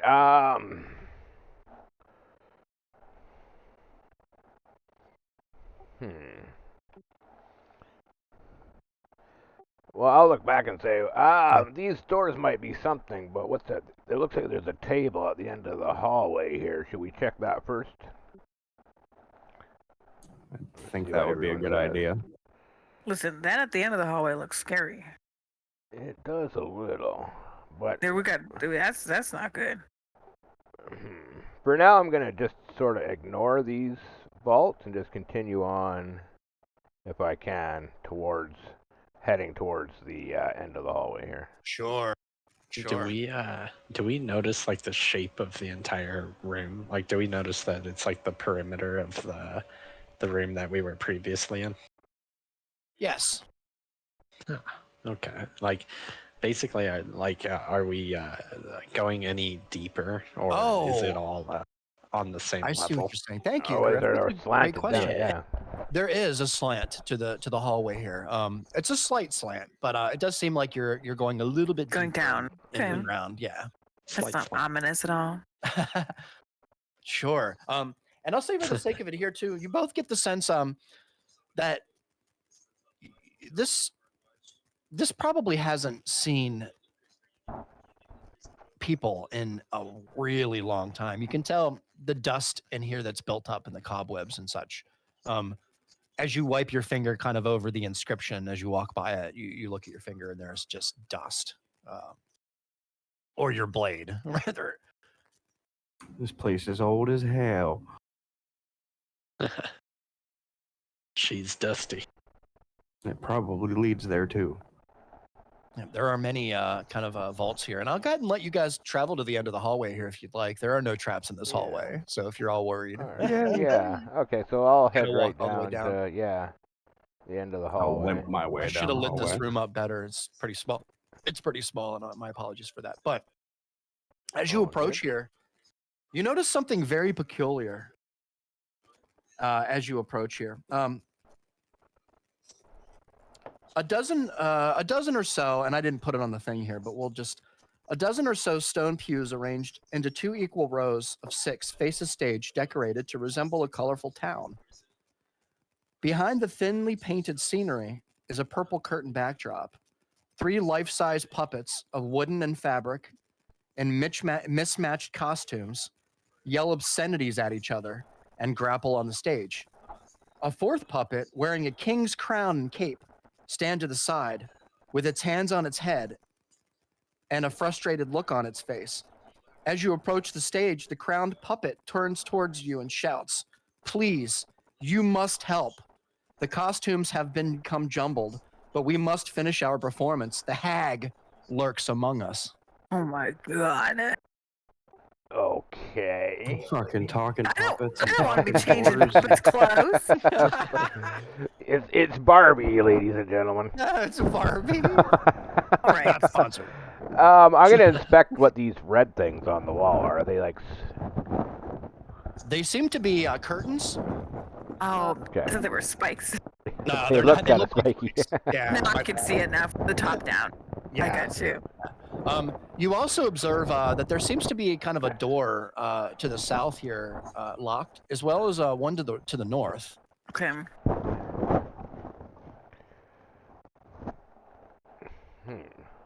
I wanted to see what's behind those doors. I need some more information here about these goddamn puppets. Yeah. So what you observe here, and I'll give it to all of you. You have a pretty high passive perception. All the garments of the three feuding puppets, they're mismatched. One puppet wears a black pointy hat, but wields a sword. Another is dressed in a flowing white robe while holding a gnarled broomstick, and the third is dressed in wooden armor painted to resemble chainmail while wielding a cleric's scepter. All right, so we got to change their clothes around, right? I look back at Brent. Yeah, he did say clothes. Are the puppets still talking? They're arguing amongst themselves with each other. Yes, they are animated and they are yelling obscenities at one another. That's spooky. And the king seems to be sitting there as well, with his hands over his mouth and a frustrated look on his face. He said the hag is among them. Of course there's going to be a hag involved. Yeah, I think we gotta figure out which one is the hag. Well, let's get their clothes in. I don't want to talk about this anymore. Uncum jumbled? I'm pretty sure that's what he said. Right? Yeah. So you put the sword with the armor guy and the flowy robe with the cleric staff, and then... Now, do we move the weapons or do we move the clothing? I don't want to take off their clothes like little perverts. I guess we'll just... I mean... That's a good point, man. Yeah, we just move steal the little weapons around. I'm kind of curious if these things have genitals myself. They better. Oh my god, this is so funny. Seda, a designation one, as you approach the king, he says to you, the costumes are all mixed up. I have no idea which puppet is the soldier, which puppet is the cleric, and which puppet is the hag. The puppets refuse to listen to my demands. For quiet, so we talk things through. Just a little bit of quiet. The real cleric always tells the truth. The real soldier always lies, and the hag either lies or tells the truth. The hag must be dispatched as quickly as possible so the performance can be finished. Why do we have to finish the performance? I could just smash y'all. Quick, ask it math. Yeah, I gotta say to the king, you're not much of a ruler if you can't get a couple frickin' puppets to listen to you. And they seem to be frustrated amongst themselves, and you can tell the king puppet is very animated, very moving his hands around, flailing. It seems to be very this whole thing seems very distracting. We've been supposed to be talking to this guy. Or is this just trying to throw us off? He's wiggling around like Kermit. So, as soon as you get done speaking to the king, designation one, you all witness the puppet in the white robe says, the one in the chainmail is the soldier. The puppet wearing the pointy hat says, the one in the white robe is the cleric. The puppet in the chainmail says, I'm the hag, kill me. What would you like to do? Well, I think the first thing I'm going to do is I'm going to strip them all of their clothing. I'm going to take the hat, I'm going to take the robe, and I'm going to take the painted... You are unable to touch it. Yeah, we're going to have to figure it out before we try and move anything around. Yeah, you kind of are, like, as you get close to one, there's like a bubble. It doesn't allow you to move past. So the cleric always lies and the soldier always tells the truth? The hag does both? The soldier always lies, I think. Thank you. The real cleric always tells the truth. The real soldier always lies, and the hag either lies or tells the truth. And which one was the one that said that they were the hag? That was the one in the chainmail? Chainmail, yeah. So if you want, the puppet in the white robe says, the one in the chainmail is the soldier. The puppet wearing the pointy hat says, the one in the white robe is the cleric. The puppet in the chainmail says, I'm the hag. All right, well, let's set the one that's wearing the cleric. That's the baddie. Now, is the cleric the one wearing the cleric clothes, or is the cleric the one holding the cleric staff? Well, maybe let's give the items back to the ones wearing the right stuff, and then Can So basically, we the move king. the weapons? Can't move or the anything. broom? No, the king Can't just move anything. wants you to tell him who's the hag. Okay, the hag is the one in the white robe. Oh, that's But the how one do with we the broom. know that? That is the one with Based the on the- broom. Based on the clues with the rose. I will let you have a moment here to kind of decide. I think what gonna- we should do is we should ask each one of them the same question and see what their response is. So give each one of them the same input and see what their output is. I've Yeah, seen this that's why I riddle said ask before, him but I that. can't remember it. Yeah, so the soldier always lies. So the soldier said it. I'm the hag. Right, so he's lying. The cleric said, I forget what he said. Yeah, Jim, could you repeat that again? So the one with I can. the Yeah, sword. what would you like me to repeat? So which one's saying which as far as like what weapon they're holding? Oh, okay. So what you've got here is you have 3 life-size puppets of wood and fabric in mismatched costumes, yelling obscenities at each other. What you have is. You can look at it. If you zoom in a little bit, you can see it in front of you on the screen. Yeah. Oh, I'm sorry. One puppet. I'm sorry. I had to look at my thing. One puppet wears a black pointy hat, but wields a sword. Another is dressed in a flowing white robe while holding a gnarled broomstick. And the third is dressed in wooden armor painted to resemble chainmail while wielding a cleric's scepter. What does the black pointy hat say?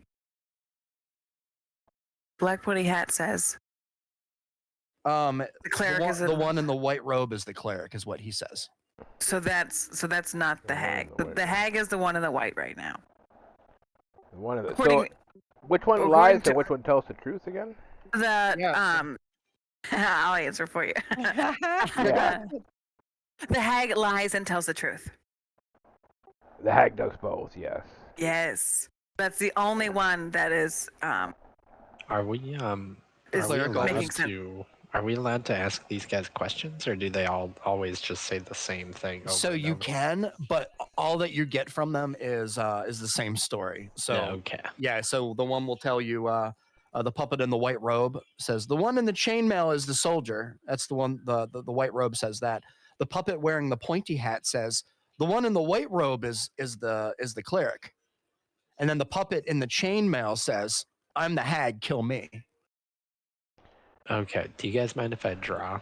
Yeah, go ahead, some please. areas? Use your resources, man. Definitely. This is kind of a logic puzzle. So So the one in the white robe says that the one in the chainmail is. Ooh, sorry, that's thick.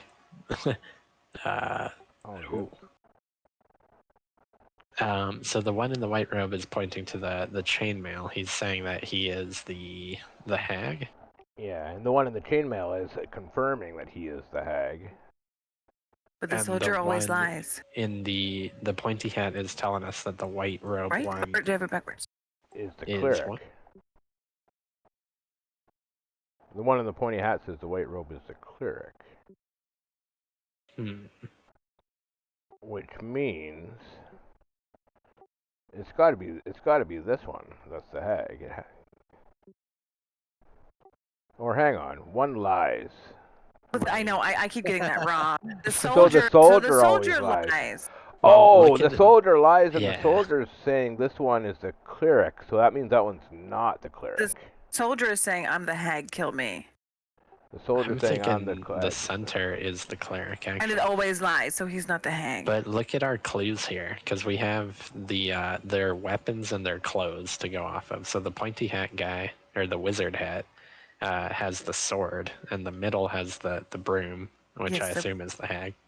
It's the white one. Yeah.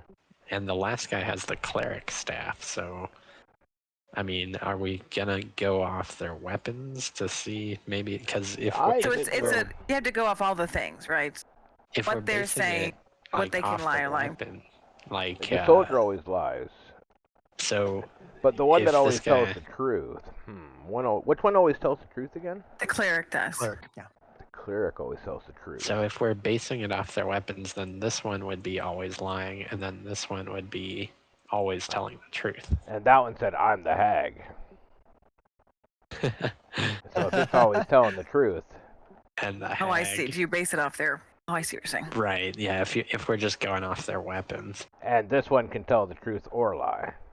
And it says this one. So I'm thinking it's actually the one in the chain is the hag. Which would be very fucked up because it doesn't have the hat or the broom. So I'll just give you one more rundown here. The real cleric always tells the truth. The real soldier always lies, and the hag either lies or tells the truth. The puppet in the white robe says, "The one in the chainmail is the soldier." The puppet wearing the pointy hat says, "The one in the white robe is the cleric." The puppet in the chainmail says, "I'm the hag. Kill me." Okay, that would make So, sense. You only have then. one choice. Make it a good one. That would make sense if the so the way I'm thinking it is the one in the chainmail is indeed the soldier, and then the one in the middle is indeed the cleric. The one on the end here is the hag. That's what I'm getting out of all this. Is that what you're Yeah. getting? So the soldier always lies, and he says this is I'm the hag. But And that he's- means... So which one tells the truth and lies? The middle one? so that No, the hag is the one that does. It would be this one on the very end, which tells the truth and lies. Well, if that means this one tells the truth and it's saying this one. Yep, I believe that this one really is indeed the soldier, and this one is the cleric. So I believe the middle one is always telling the truth, and But this one. if the middle one's always telling the truth, the middle one said the soldier. Soldier is the hag. Is the hag. So this one. That's why I think it's the white one. Oh, okay. Yeah. So let me see. So basically, yeah, that is. I see what you're saying. This Yeah. guy pointed to himself, right? Sorry, that's a horrible arrow. But he No, you're lies. good. I got you. Man. He I got pointed you. to In theory. himself, but he lies. In theory, if that's This the one soldier. pointed to this one, who can tell the truth or lie, and this one pointed to this one, saying this one's the cleric, which can only tell the truth or no, which can only tell the No, the truth. cleric So tells that the is the cleric, yeah.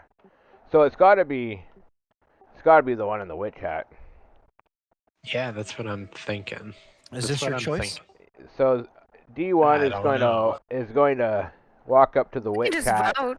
and Yeah. slam my thunder gauntlet down onto the face of the witch hat puppet this way right here. All right, Okay. I would Let's go for it. All right. So you look at the Let's king go. and you accuse the pointed hat puppet of being the hag. Yes. Yes. As this happens, all of the puppets fall to the stage. They fall on themselves, and a little key is seen underneath the bottom of the hag puppet. Correct choice. Oh, Nice. nice. Sweet. Good shit, guys. Yeah, very well Fuck done. yeah. Very well done. All right, as you kind of complete the trial of the king here, the door to the bottom here opens up, revealing another room. All right, here we go. There is the smell as you begin to pass through the doorway here of death, stagnant air. It's been flowing, kind of, and staying in this room for just. It's hard Smells to say. haunted. It smells haunted. There is a single pedestal in the kind of the back of the room, in the middle, along with many vaults that you can see here, guys, with many tombs. It seems to be there's vases and jars spread out, a couple of smashed. There's rocks and debris and cobwebs in the room here. The door behind you, as you step in, shuts, and you can hear a kind of a click. Well, Actually. as we progress, it seems to be locking us in. So I guess let's check out this book. I'm gonna go up, Sure. and I'm gonna take a close look at this book and see what I see. Roll a investigation check for me, D1. Investigation.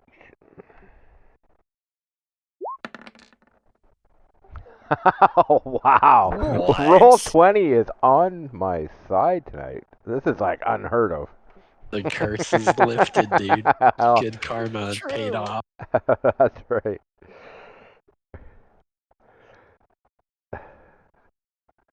All right, D1. Wow. Yeah, grats, dude. That is pretty awesome, man. Pretty awesome. Let me. Give me 1 27 second here. investigation with a natty 20.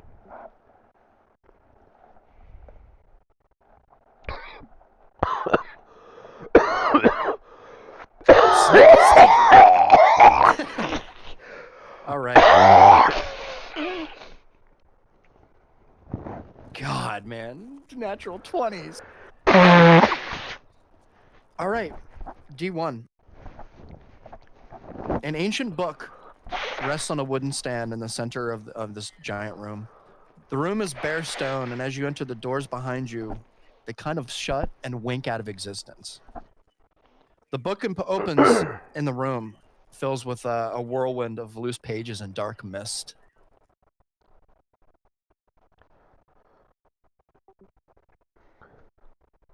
Ooh, good. As this happens, a rasping voice begins to speaking and lifting comment out of the mist. D1, just to you. Your way is buried by rhyme and word. Now demonstrate what you have learned. Name the dead and find the door, or join them here forevermore.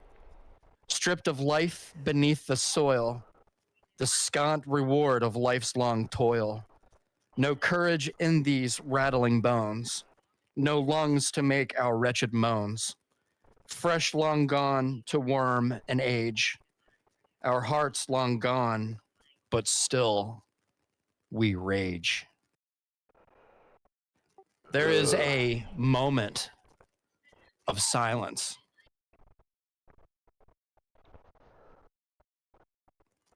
Before you are asked to answer. Sounds like Sea of Thieves. I'm gonna sort of. The book contains information about many types of dead creatures. Anything from zombies to ghosts to spirits to skeletons. Do I see As any you names on the page? You do. As you thumb through the page here, you begin to see descriptions of many types of undead. Things that you've never ever seen before in your entire existence, D1. Things that send chills down your spine, if you will. Whatever you have. Whatever you have. Yeah. Yes. My It's like a steel pole.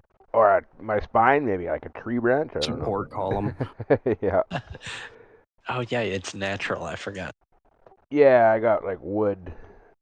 You got like a rock spine. It's like a fucking. Yeah, rock or steel or wood.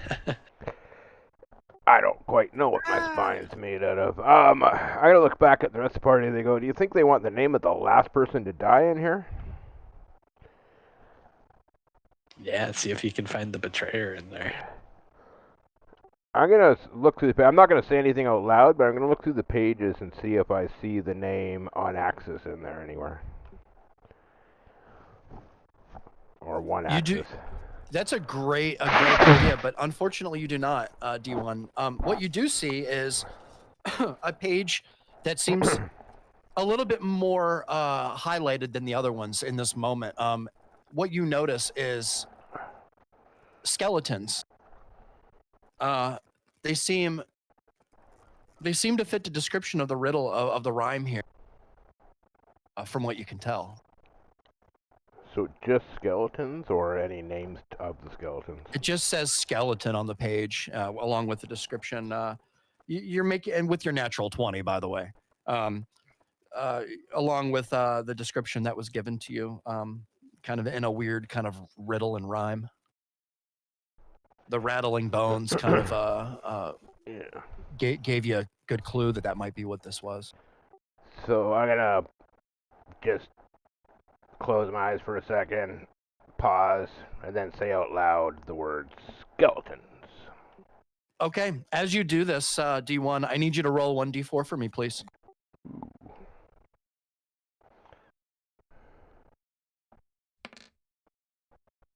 Three. As you all stand here, and the ground begins to slowly rumble. Slowly at first. Slowly rumble. What am I saying? Out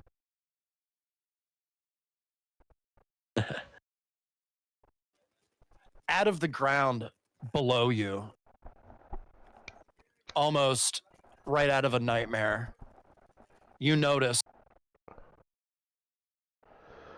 Oh, I have him on the wrong layer. Good job, Reed.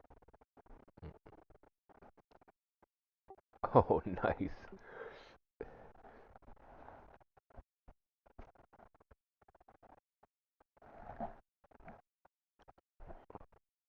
Zombies?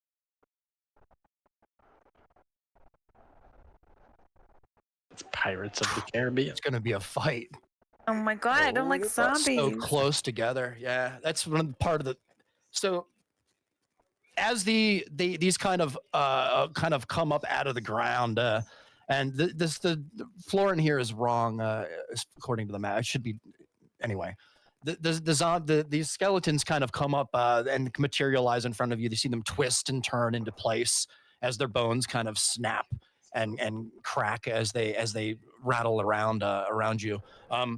D1, in this moment, you are looking at 5 skeletons in the room. I would like everybody to roll initiative, please.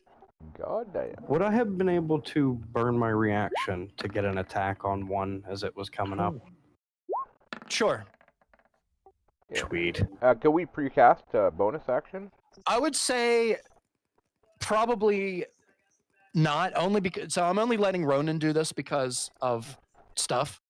Full arm Favoritism. master. Well, there's some other stuff too going on, Ronan. Oh shit. Ooh, 17. If you guys, yeah, Great weapon Yep. attack. let me do this first. Does a 9 hit? A 9 Or wait, does not. no, that'd be a. Hold on one second. Let me do 9. this first. Yeah, it'd be a 9. Oh, okay. It accounts for my +6. in Yeah. The 14. Okay, cool. Oh, you guys.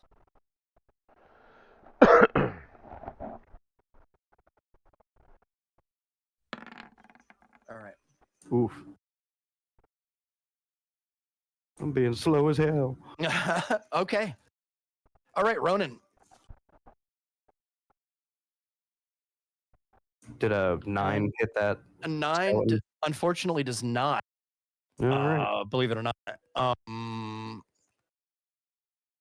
But we will go ahead and say, for the sake of it, that when the skeletons began to emerge from the ground, Ronan, as sheer reaction, and kind of in a moment before that, Ronan, you noticed the Parathis got warm for a second, just for a moment,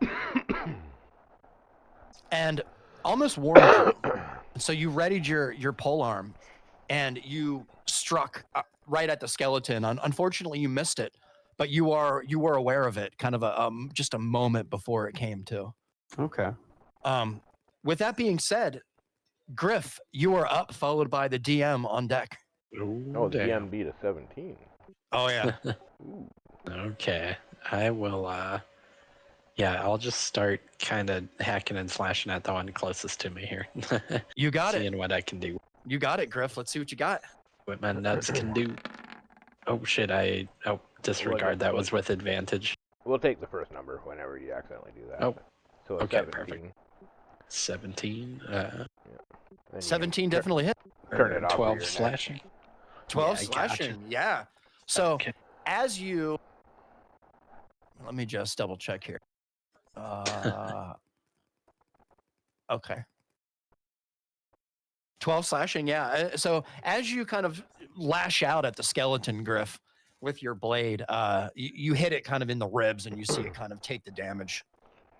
Hell yeah. Second nub going out. Oh, God. 23 for 10 slashing. 23. What is that? 17, 23. Misses. Wow, 23. Yeah, right. Imagine that shit. That'd be insane. No, 23 definitely hits. 10 slashing damage. So you, the same skeleton? Same skeleton. Yeah, skeleton takes the damage. You can see parts of its rib bones kind of chip away and kind of hit the ground, and with a shattering sound. Is some of the inner part of the skeleton is completely gone now, in a weird way, just being held up by a spine. I will hit him with my third nub. Okay. Sounds a little weird, but It's amazing. 15 hits too as well for 15. 6.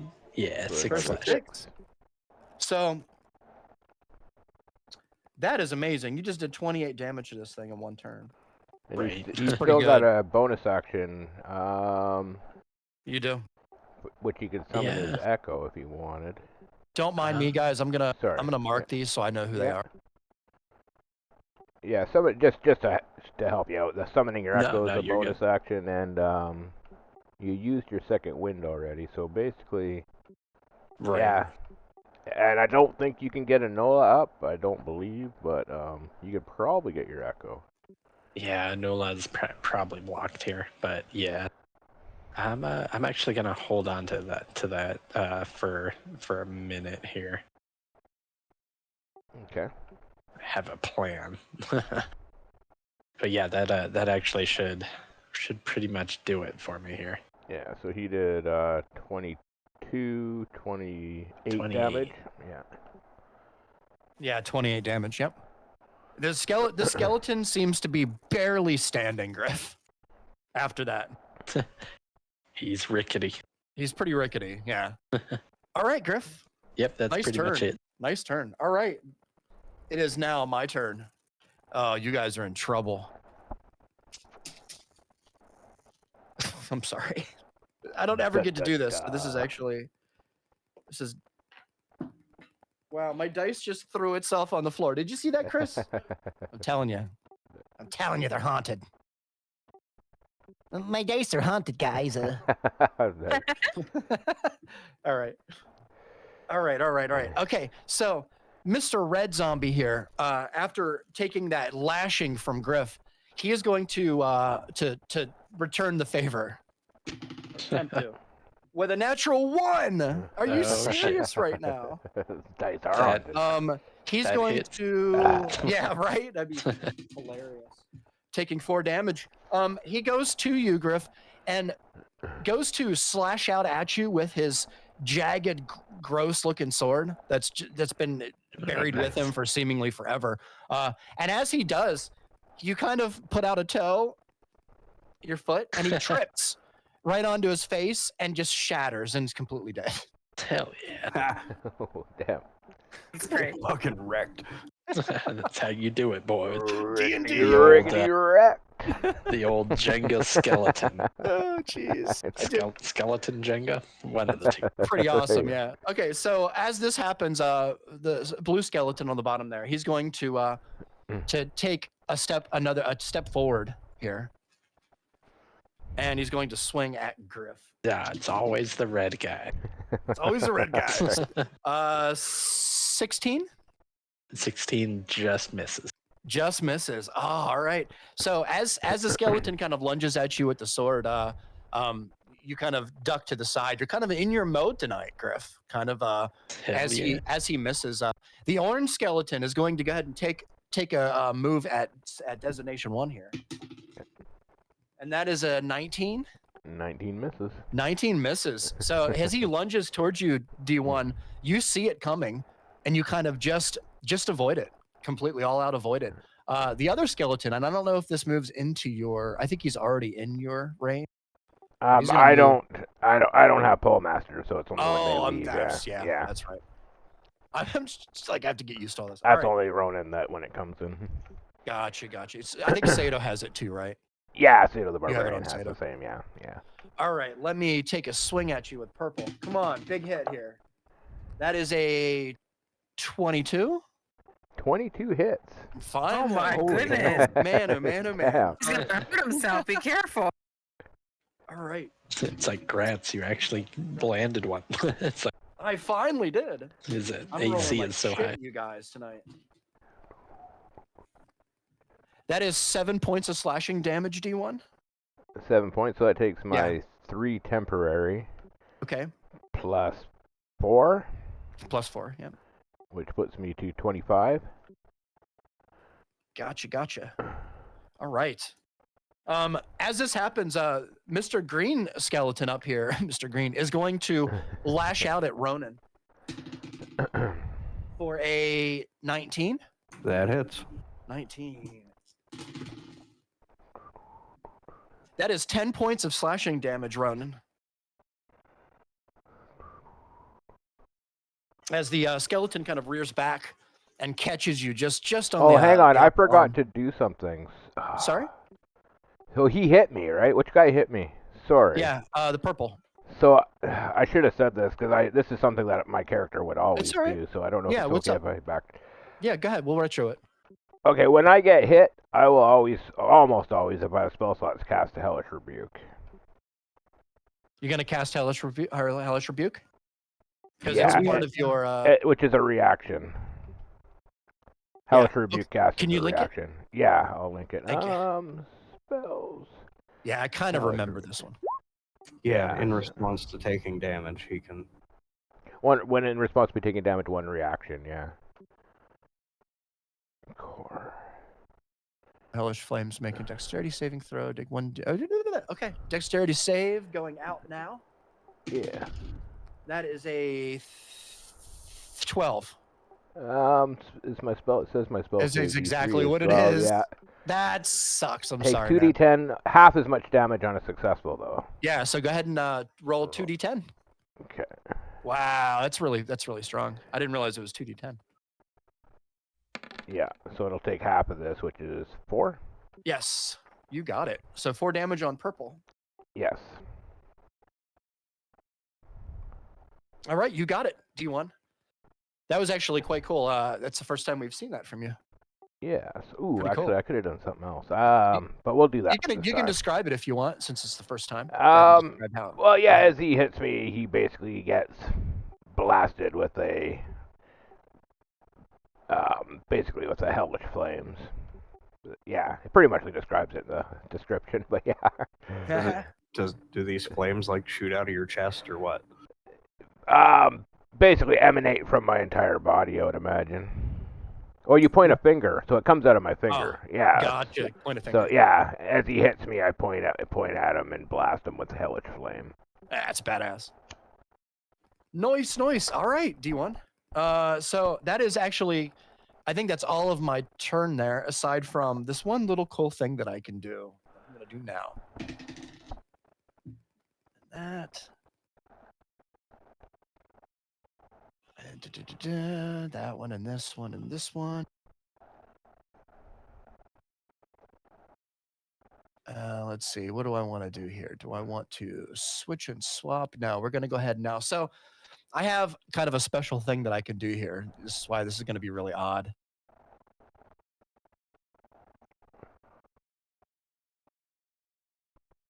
So this happens all in a blink of an eye within 6 seconds. And in turn, completely negates reaction. Just this one thing that I can do. So if they move out of your range and you want to hit them with a reaction, unfortunately, right now you cannot. You can any other time you can, just not right now. Okay. And that concludes my turn. And D1, you are up, followed by Ronan on deck. All right. So as a bonus action, I'll recast my arcane weapon. Okay. And then as an action, which one did I hurt? The orange one, right? Purple. Oh, I hurt the purple. Okay, so I'll Thunder Gauntlet punch the purple. Okay, let's see what you got. Ooh, a 9. A 9 does not, unfortunately. Right, That hurts. Yeah. right. So I think that's bonus action, action, and reaction. Okay, yeah, so I'm done. That'll be my Yeah. turn. Yep. So as the kind of the skeletons kind of re-manifest around you, it kind of catches you off guard for 1 second, and you just miss, which is a rare thing for D1. Yeah. Okay. All right, Ronan, you are up, followed by Brandy on deck. All right, that one is 10 feet of me, right? Green. Yes, All right, attack's going out on him. you got it. Let's see what you got.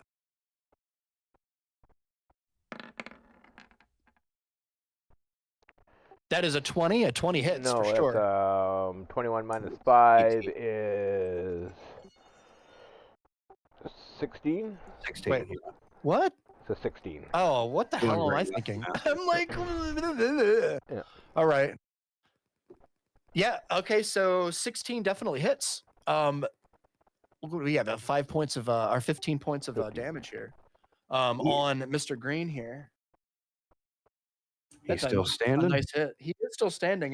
You can see that hit actually wobbled him off balance just for a moment. You can see a couple of his rib bones kind of fall down, and like half of his left arm is kind of gone now from that.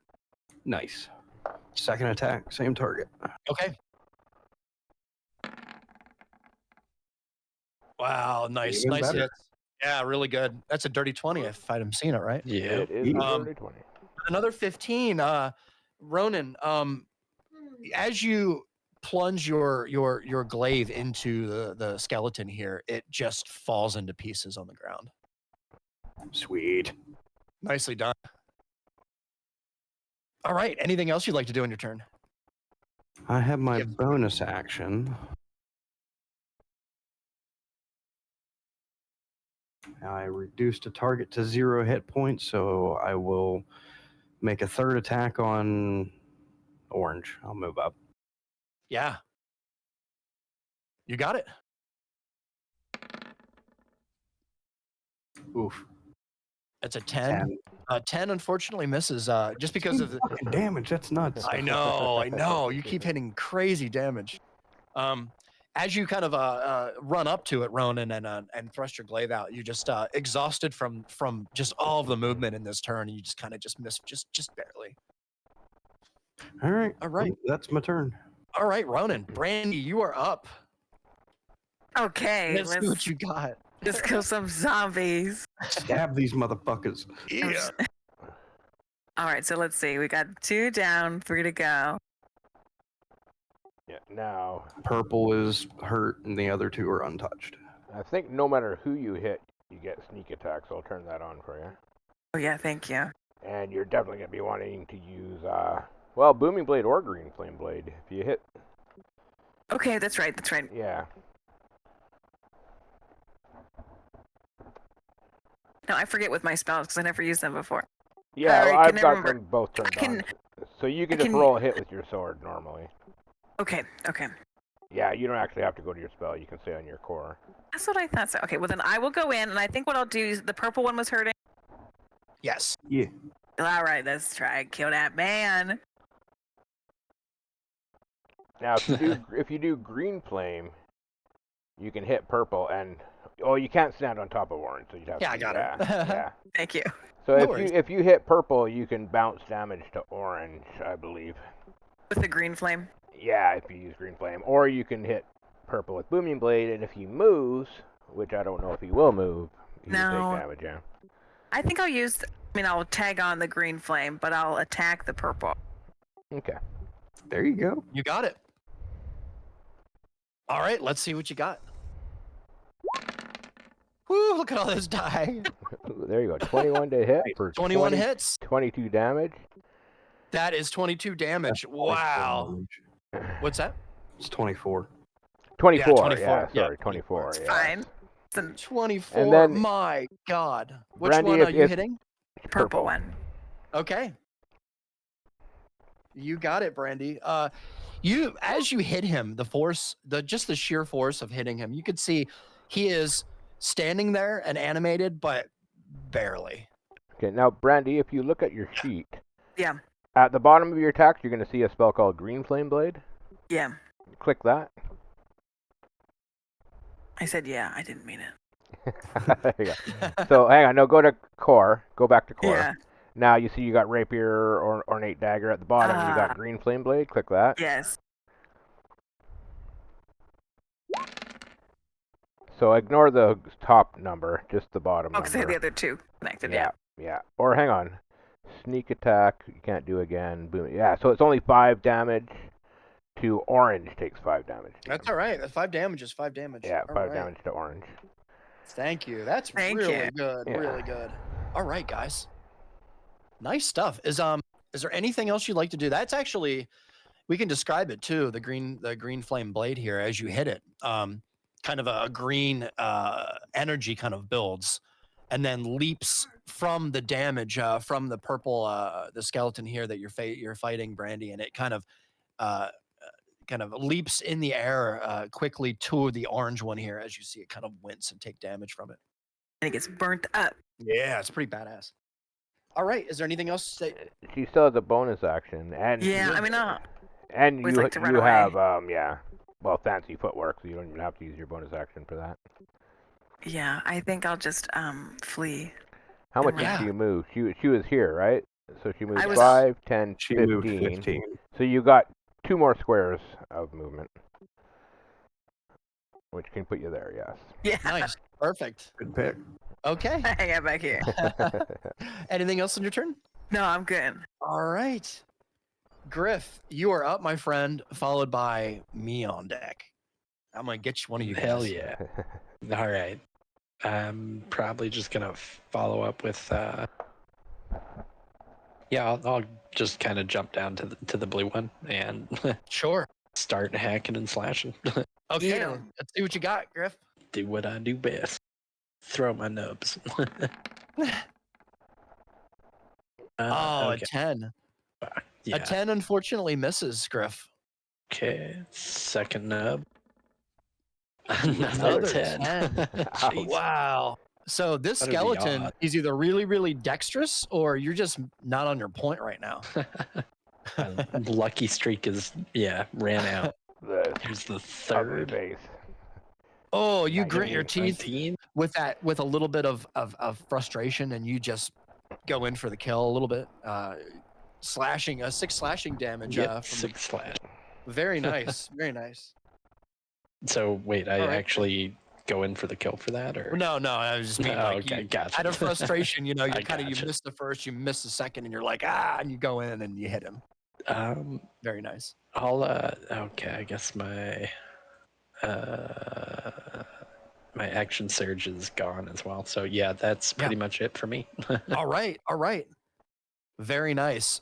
So it is my turn now. So they're kind of surrounding D1 at the moment, even though they're taking a lot of hits. They're kind of focused in on D1 at the moment. Purple is going to take a shot at you, D1. He is pretty messed up at the moment, but oh, look at that. With his bonuses, that's a 23 to hit. 23 to hit. I am going to use my reaction for this turn, which I All right. and cast shield. You got it. Which Definitely puts right. My armor class to Yeah. 27. Okay. Oh, fuck you. Can you do me a favor and just link that really quick for me? I can. Thank you. Bang. I trust you. I Holy just shit. want to remember my Yeah, shield is that fucking capabilities. +5. Thank you. Takes a hit by a target magic spell. Yep. +5. That's right. It's +5. Damn, that's Until so the good. start of his next fucking turn. Yeah. So Enola has that too. Damn. She does. Okay, Yeah, very she has cool. that too. Protected. Yeah. All right, D1. As the skeleton kind of goes in to really, he lifts his sword up above his head, to get good leverage on you, because he's really weak and just about dead. And this magical force that drives this skeleton drives this blade down very, very fast. And just as he does this, you cast shield. The blade is kind of diverted in a mystic kind of way off to the left and doesn't hit you at all. Nice. The orange skeleton is going to take a swap at you as well. A swat at you as well. What's your DC right now? 27. I mean, 27 AC. There's no way I'm going to hit this. Not even with, well, only with a natural 20, but that is 20. That doesn't hit. It's a dirty 20. That doesn't hit. This is for blue right here. That is a 13. That's pitiful. God, I can't do anything to you, can I? As long as everybody attacks me, I'm doing my job. No, really well done. Orange. Yeah, none of them hit you, D1. That was a good call to do that. That was really, really epic. All right, that is my turn. Unfortunately, it was a sad turn, but that was my turn. D1, you're up, followed by Ronan on deck. Alright, well, I think I'm out of spell slots. So I was down 1, and then I cast Shield, Hellish Rebuke, and Arcane Weapon. So that's it for spell slots. So I am going to Thunder Gauntlet Purple. Okay, let's see what you got. That's my favorite phrase now. See what you got. 20 to hit. 20 hits. For 23 damage. On purple? On purple, yes. Purple is dust. You killed him. You not only killed him, like you killed him. Like he's nice. He's yeah. All right, I am going with the dust. Hold my ground where I am and end my turn there. Okay. Wow, you got it. You got it. Let me do this. Okay, D1. Ronan, you're up, followed by Brandy on deck. All right. God, I can't hit you guys. Oh. It's all right. You just don't worry. I'll get one of you guys. At least get you down. I'm gonna start wailing on orange. You got it. First attack.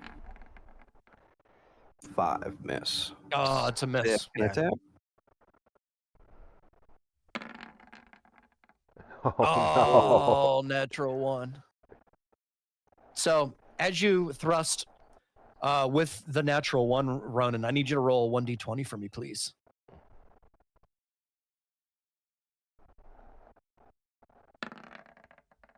Oh, 19. Very nice. Ronan, you feel like a burning, a heat sensation kind of on your left shoulder, kind of halfway down your shoulder and like down around your ribs a little bit.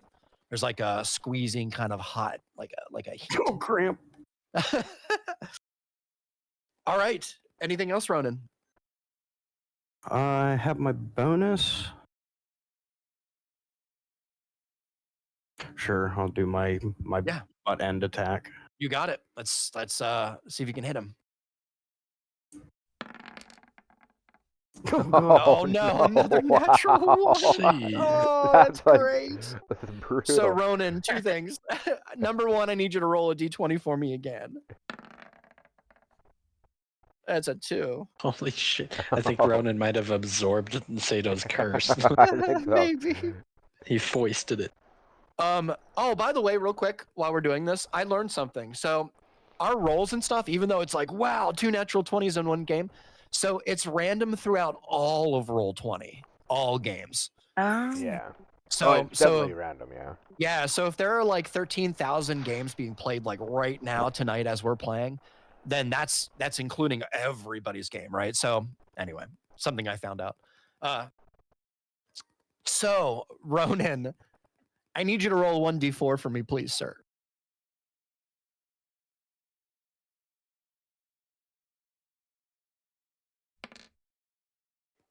A 1. Ronan, you take 1 point of bludgeoning damage as you go to hit the skeleton with the butt end of the spear or the glaive. It just kind of catches on its way back on a rock or something, and it just kind of gives you a little thump. Yeah, no one really notices. Maybe Brandy, since she's right beside you, but a piece of rib breaks off and pretty bounces off his forehead. Yeah, pretty much. Yeah, it's one of those moments. All right.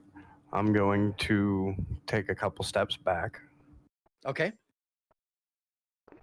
You guys got this. I'm gonna kind of like slump down. Damn. Nice. Yeah, okay. Sounds good. Brandy, you are on deck, followed by Griff. Or, sorry, Brandy, you're up, followed by Griff on deck. Excuse me. Okay, well, I feel like we've been attacking everybody. They've just got 2 left. So Why don't? Yeah. So I'm gonna go in for the orange guy. I don't like that color. Fuck orange. Yeah, it's Oh, the not a good orange one. is the color of peaches. I was gonna say, y'all don't like peaches. Y'all don't like red. Aren't you glad I didn't say banana? Nice. Okay, so I'm close enough. I can still do a sneak attack. And do I keep booming blade checked? You I could think so. switch. Oh. Yeah, you keep that check, but I would switch it to booming blade at this point because there's nobody alive beside him. Yeah. Okay. But it's the same check. I put them both on the same check just to make it easy. Oh, I see. Yeah. Yeah, the only difference is one does a little bit of extra fire damage on top of your weapon damage. The other Yeah. does a little bit of thunder Yeah, damage. and you see that's why And it I triggers wrote if they thunder move. or fire. Yeah. Yeah, that's amazing. So, Brandy, as you go in with your rapier here, the thunder damage produced by your mystical rogue type Booming cool stuff. blade. Yeah. Booming blade. It goes in. You not only shatter the skeleton, but it's kind of on fire at the same time. Well done. Yeah, you loser. It's really good. All right. Anything else, Brandy? I can do. No, I'm good. I'll retreat. Okay. I give Brandy a thumbs up. Okay, we Really got this. Another one bites the dust. Another one becomes the dust. Right? Brandy, or I'm sorry, Griff, you are up, my friend, followed by me on deck, if I get a turn. Blasting through these. Yeah, I'll just start swinging away. You got it. Let's go ahead and roll to hit. Give me 1 sec. My stupid computer is hiding this. That popped my panel out. Okay, cool. First nub. 18 hits, 8 8 damage. slashing. Yep. And does that murder him or? No way. That's 14 total on that guy. Second nub. 18 again. 18, another Weird. 18 for for 12. I keep getting doubles. It's weird. That's So- just how you are. He is absolutely barely hanging on to life right now, Griff. As you kind of hit him with that second shot, he's kind of, you left him wobbly. The magic that actually animates him ceases. I'm just gonna go ahead and kick him over. I love it. Nice, good old boot right to him. Right. Yeah, he falls over. There is no threat remaining seemingly in the room for now, but then you hear a voice. We're gonna end it. We in just all a do. second. You hear a voice. Yeah, you do. You all hear a voice. Okay. And the voice says, "Rotting frames, cursed and slow, we stand beneath the final blow. Our shambling gait, our mindless ire, and quite unfond of holy fire." Sato, D1. Roll Yes. 1d4 for me, please. A D4. 4. Oh, There you go. As you stand here, you see the books turn, the pages themselves turn, D1, and you see in front of you what seems to be a half rotted man standing with like a pitchfork or something, his flesh hanging off of his face, and the word zombie on the bottom of the page. Ooh, damn. So I'm gonna back up a little bit and go.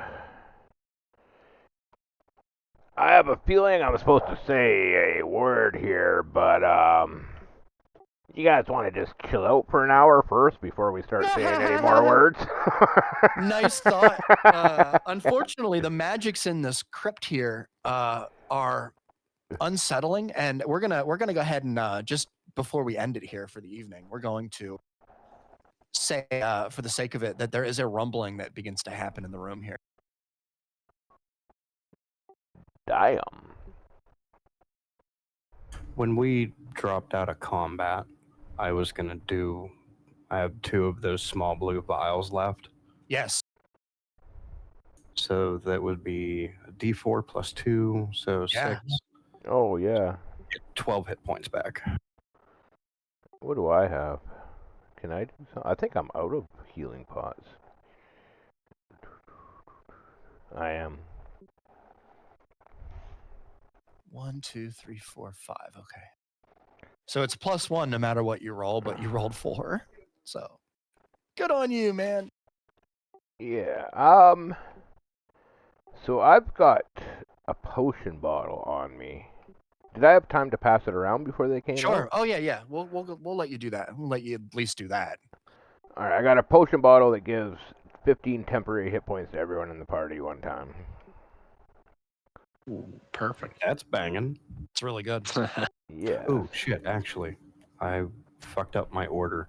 I was going to sack a little bit of hit points and get a spell slot back.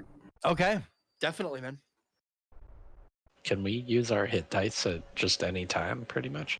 Only No, during a short rest. That's why I was hoping for a short rest. Yeah. Yeah. So right now, in this, because this is kind of a little mini gauntlet, is basically the idea. So this is a test of resources, for you guys, for the players. So no short rests in between these waves. There's going to be 3 waves. I'll tell you that. You're in the How second many- wave now. How many temp hit points did we get there, Sato? Everybody got 15. 15. Thank you very much Yeah. for that. So here I'll mark it on Brandy's, who's got full And- hit points. Before we end for the night, because we're not going to start combat tonight, we're gonna probably end it here for the night. But before we do, I want to just make sure that I know what everybody's sitting at right now. So if you don't mind, D1. I am hurting. I know. Minus your temp hit points. Just give me your Okay, so actual. 25 regular and the 15 temp. Okay. Brandy. 42 regular and 15 temp. Thank you. Ronan. 15 of both. Oh my god. Shit. Griff. Y'all been attacked. Same as Sato, 25 reg and 15 temp. So All y'all gotta right. be scared, careful Yeah. out there. Wow. That Oh, trap. yeah. I have that's a right, the trap. sack of peaches. The healing And peaches. You do. You do. And for the sake of it, guys, before we actually start the fight next time, we'll let you have like a second or two to kind of Sure. take a breath, maybe equip something, or maybe like Sato was trying to pass, like he did the temp Yeah. thing. Well, that's totally cool. What was that from, by the way? Just like So we got that bottle off the same person we bought the green cloak off of, the little chick. Remember we? Oh, that's right. Yeah. Yeah. Where Thank we you. bought all the alchemy supplies and the green cloak and investigated her Yeah. home and all that. Yeah, that lady gave us a potion bottle with red thick liquid. I remember. Yep. Yeah. Thank you very much. Awesome. Sweet. All right, guys. I think it's a good spot to end it for the night. Otherwise, we're going to be here another hour. Yeah. So Dun dun dun. dun dun dun. No, congrats tonight. Really, really well done. You guys got through a lot of this tonight. So good stuff. We did. But if we want to end the recording, I guess is a good spot, and then we will see everybody next time. Yeah. Hell yeah. All right. So 3, 2, 1, and we are out.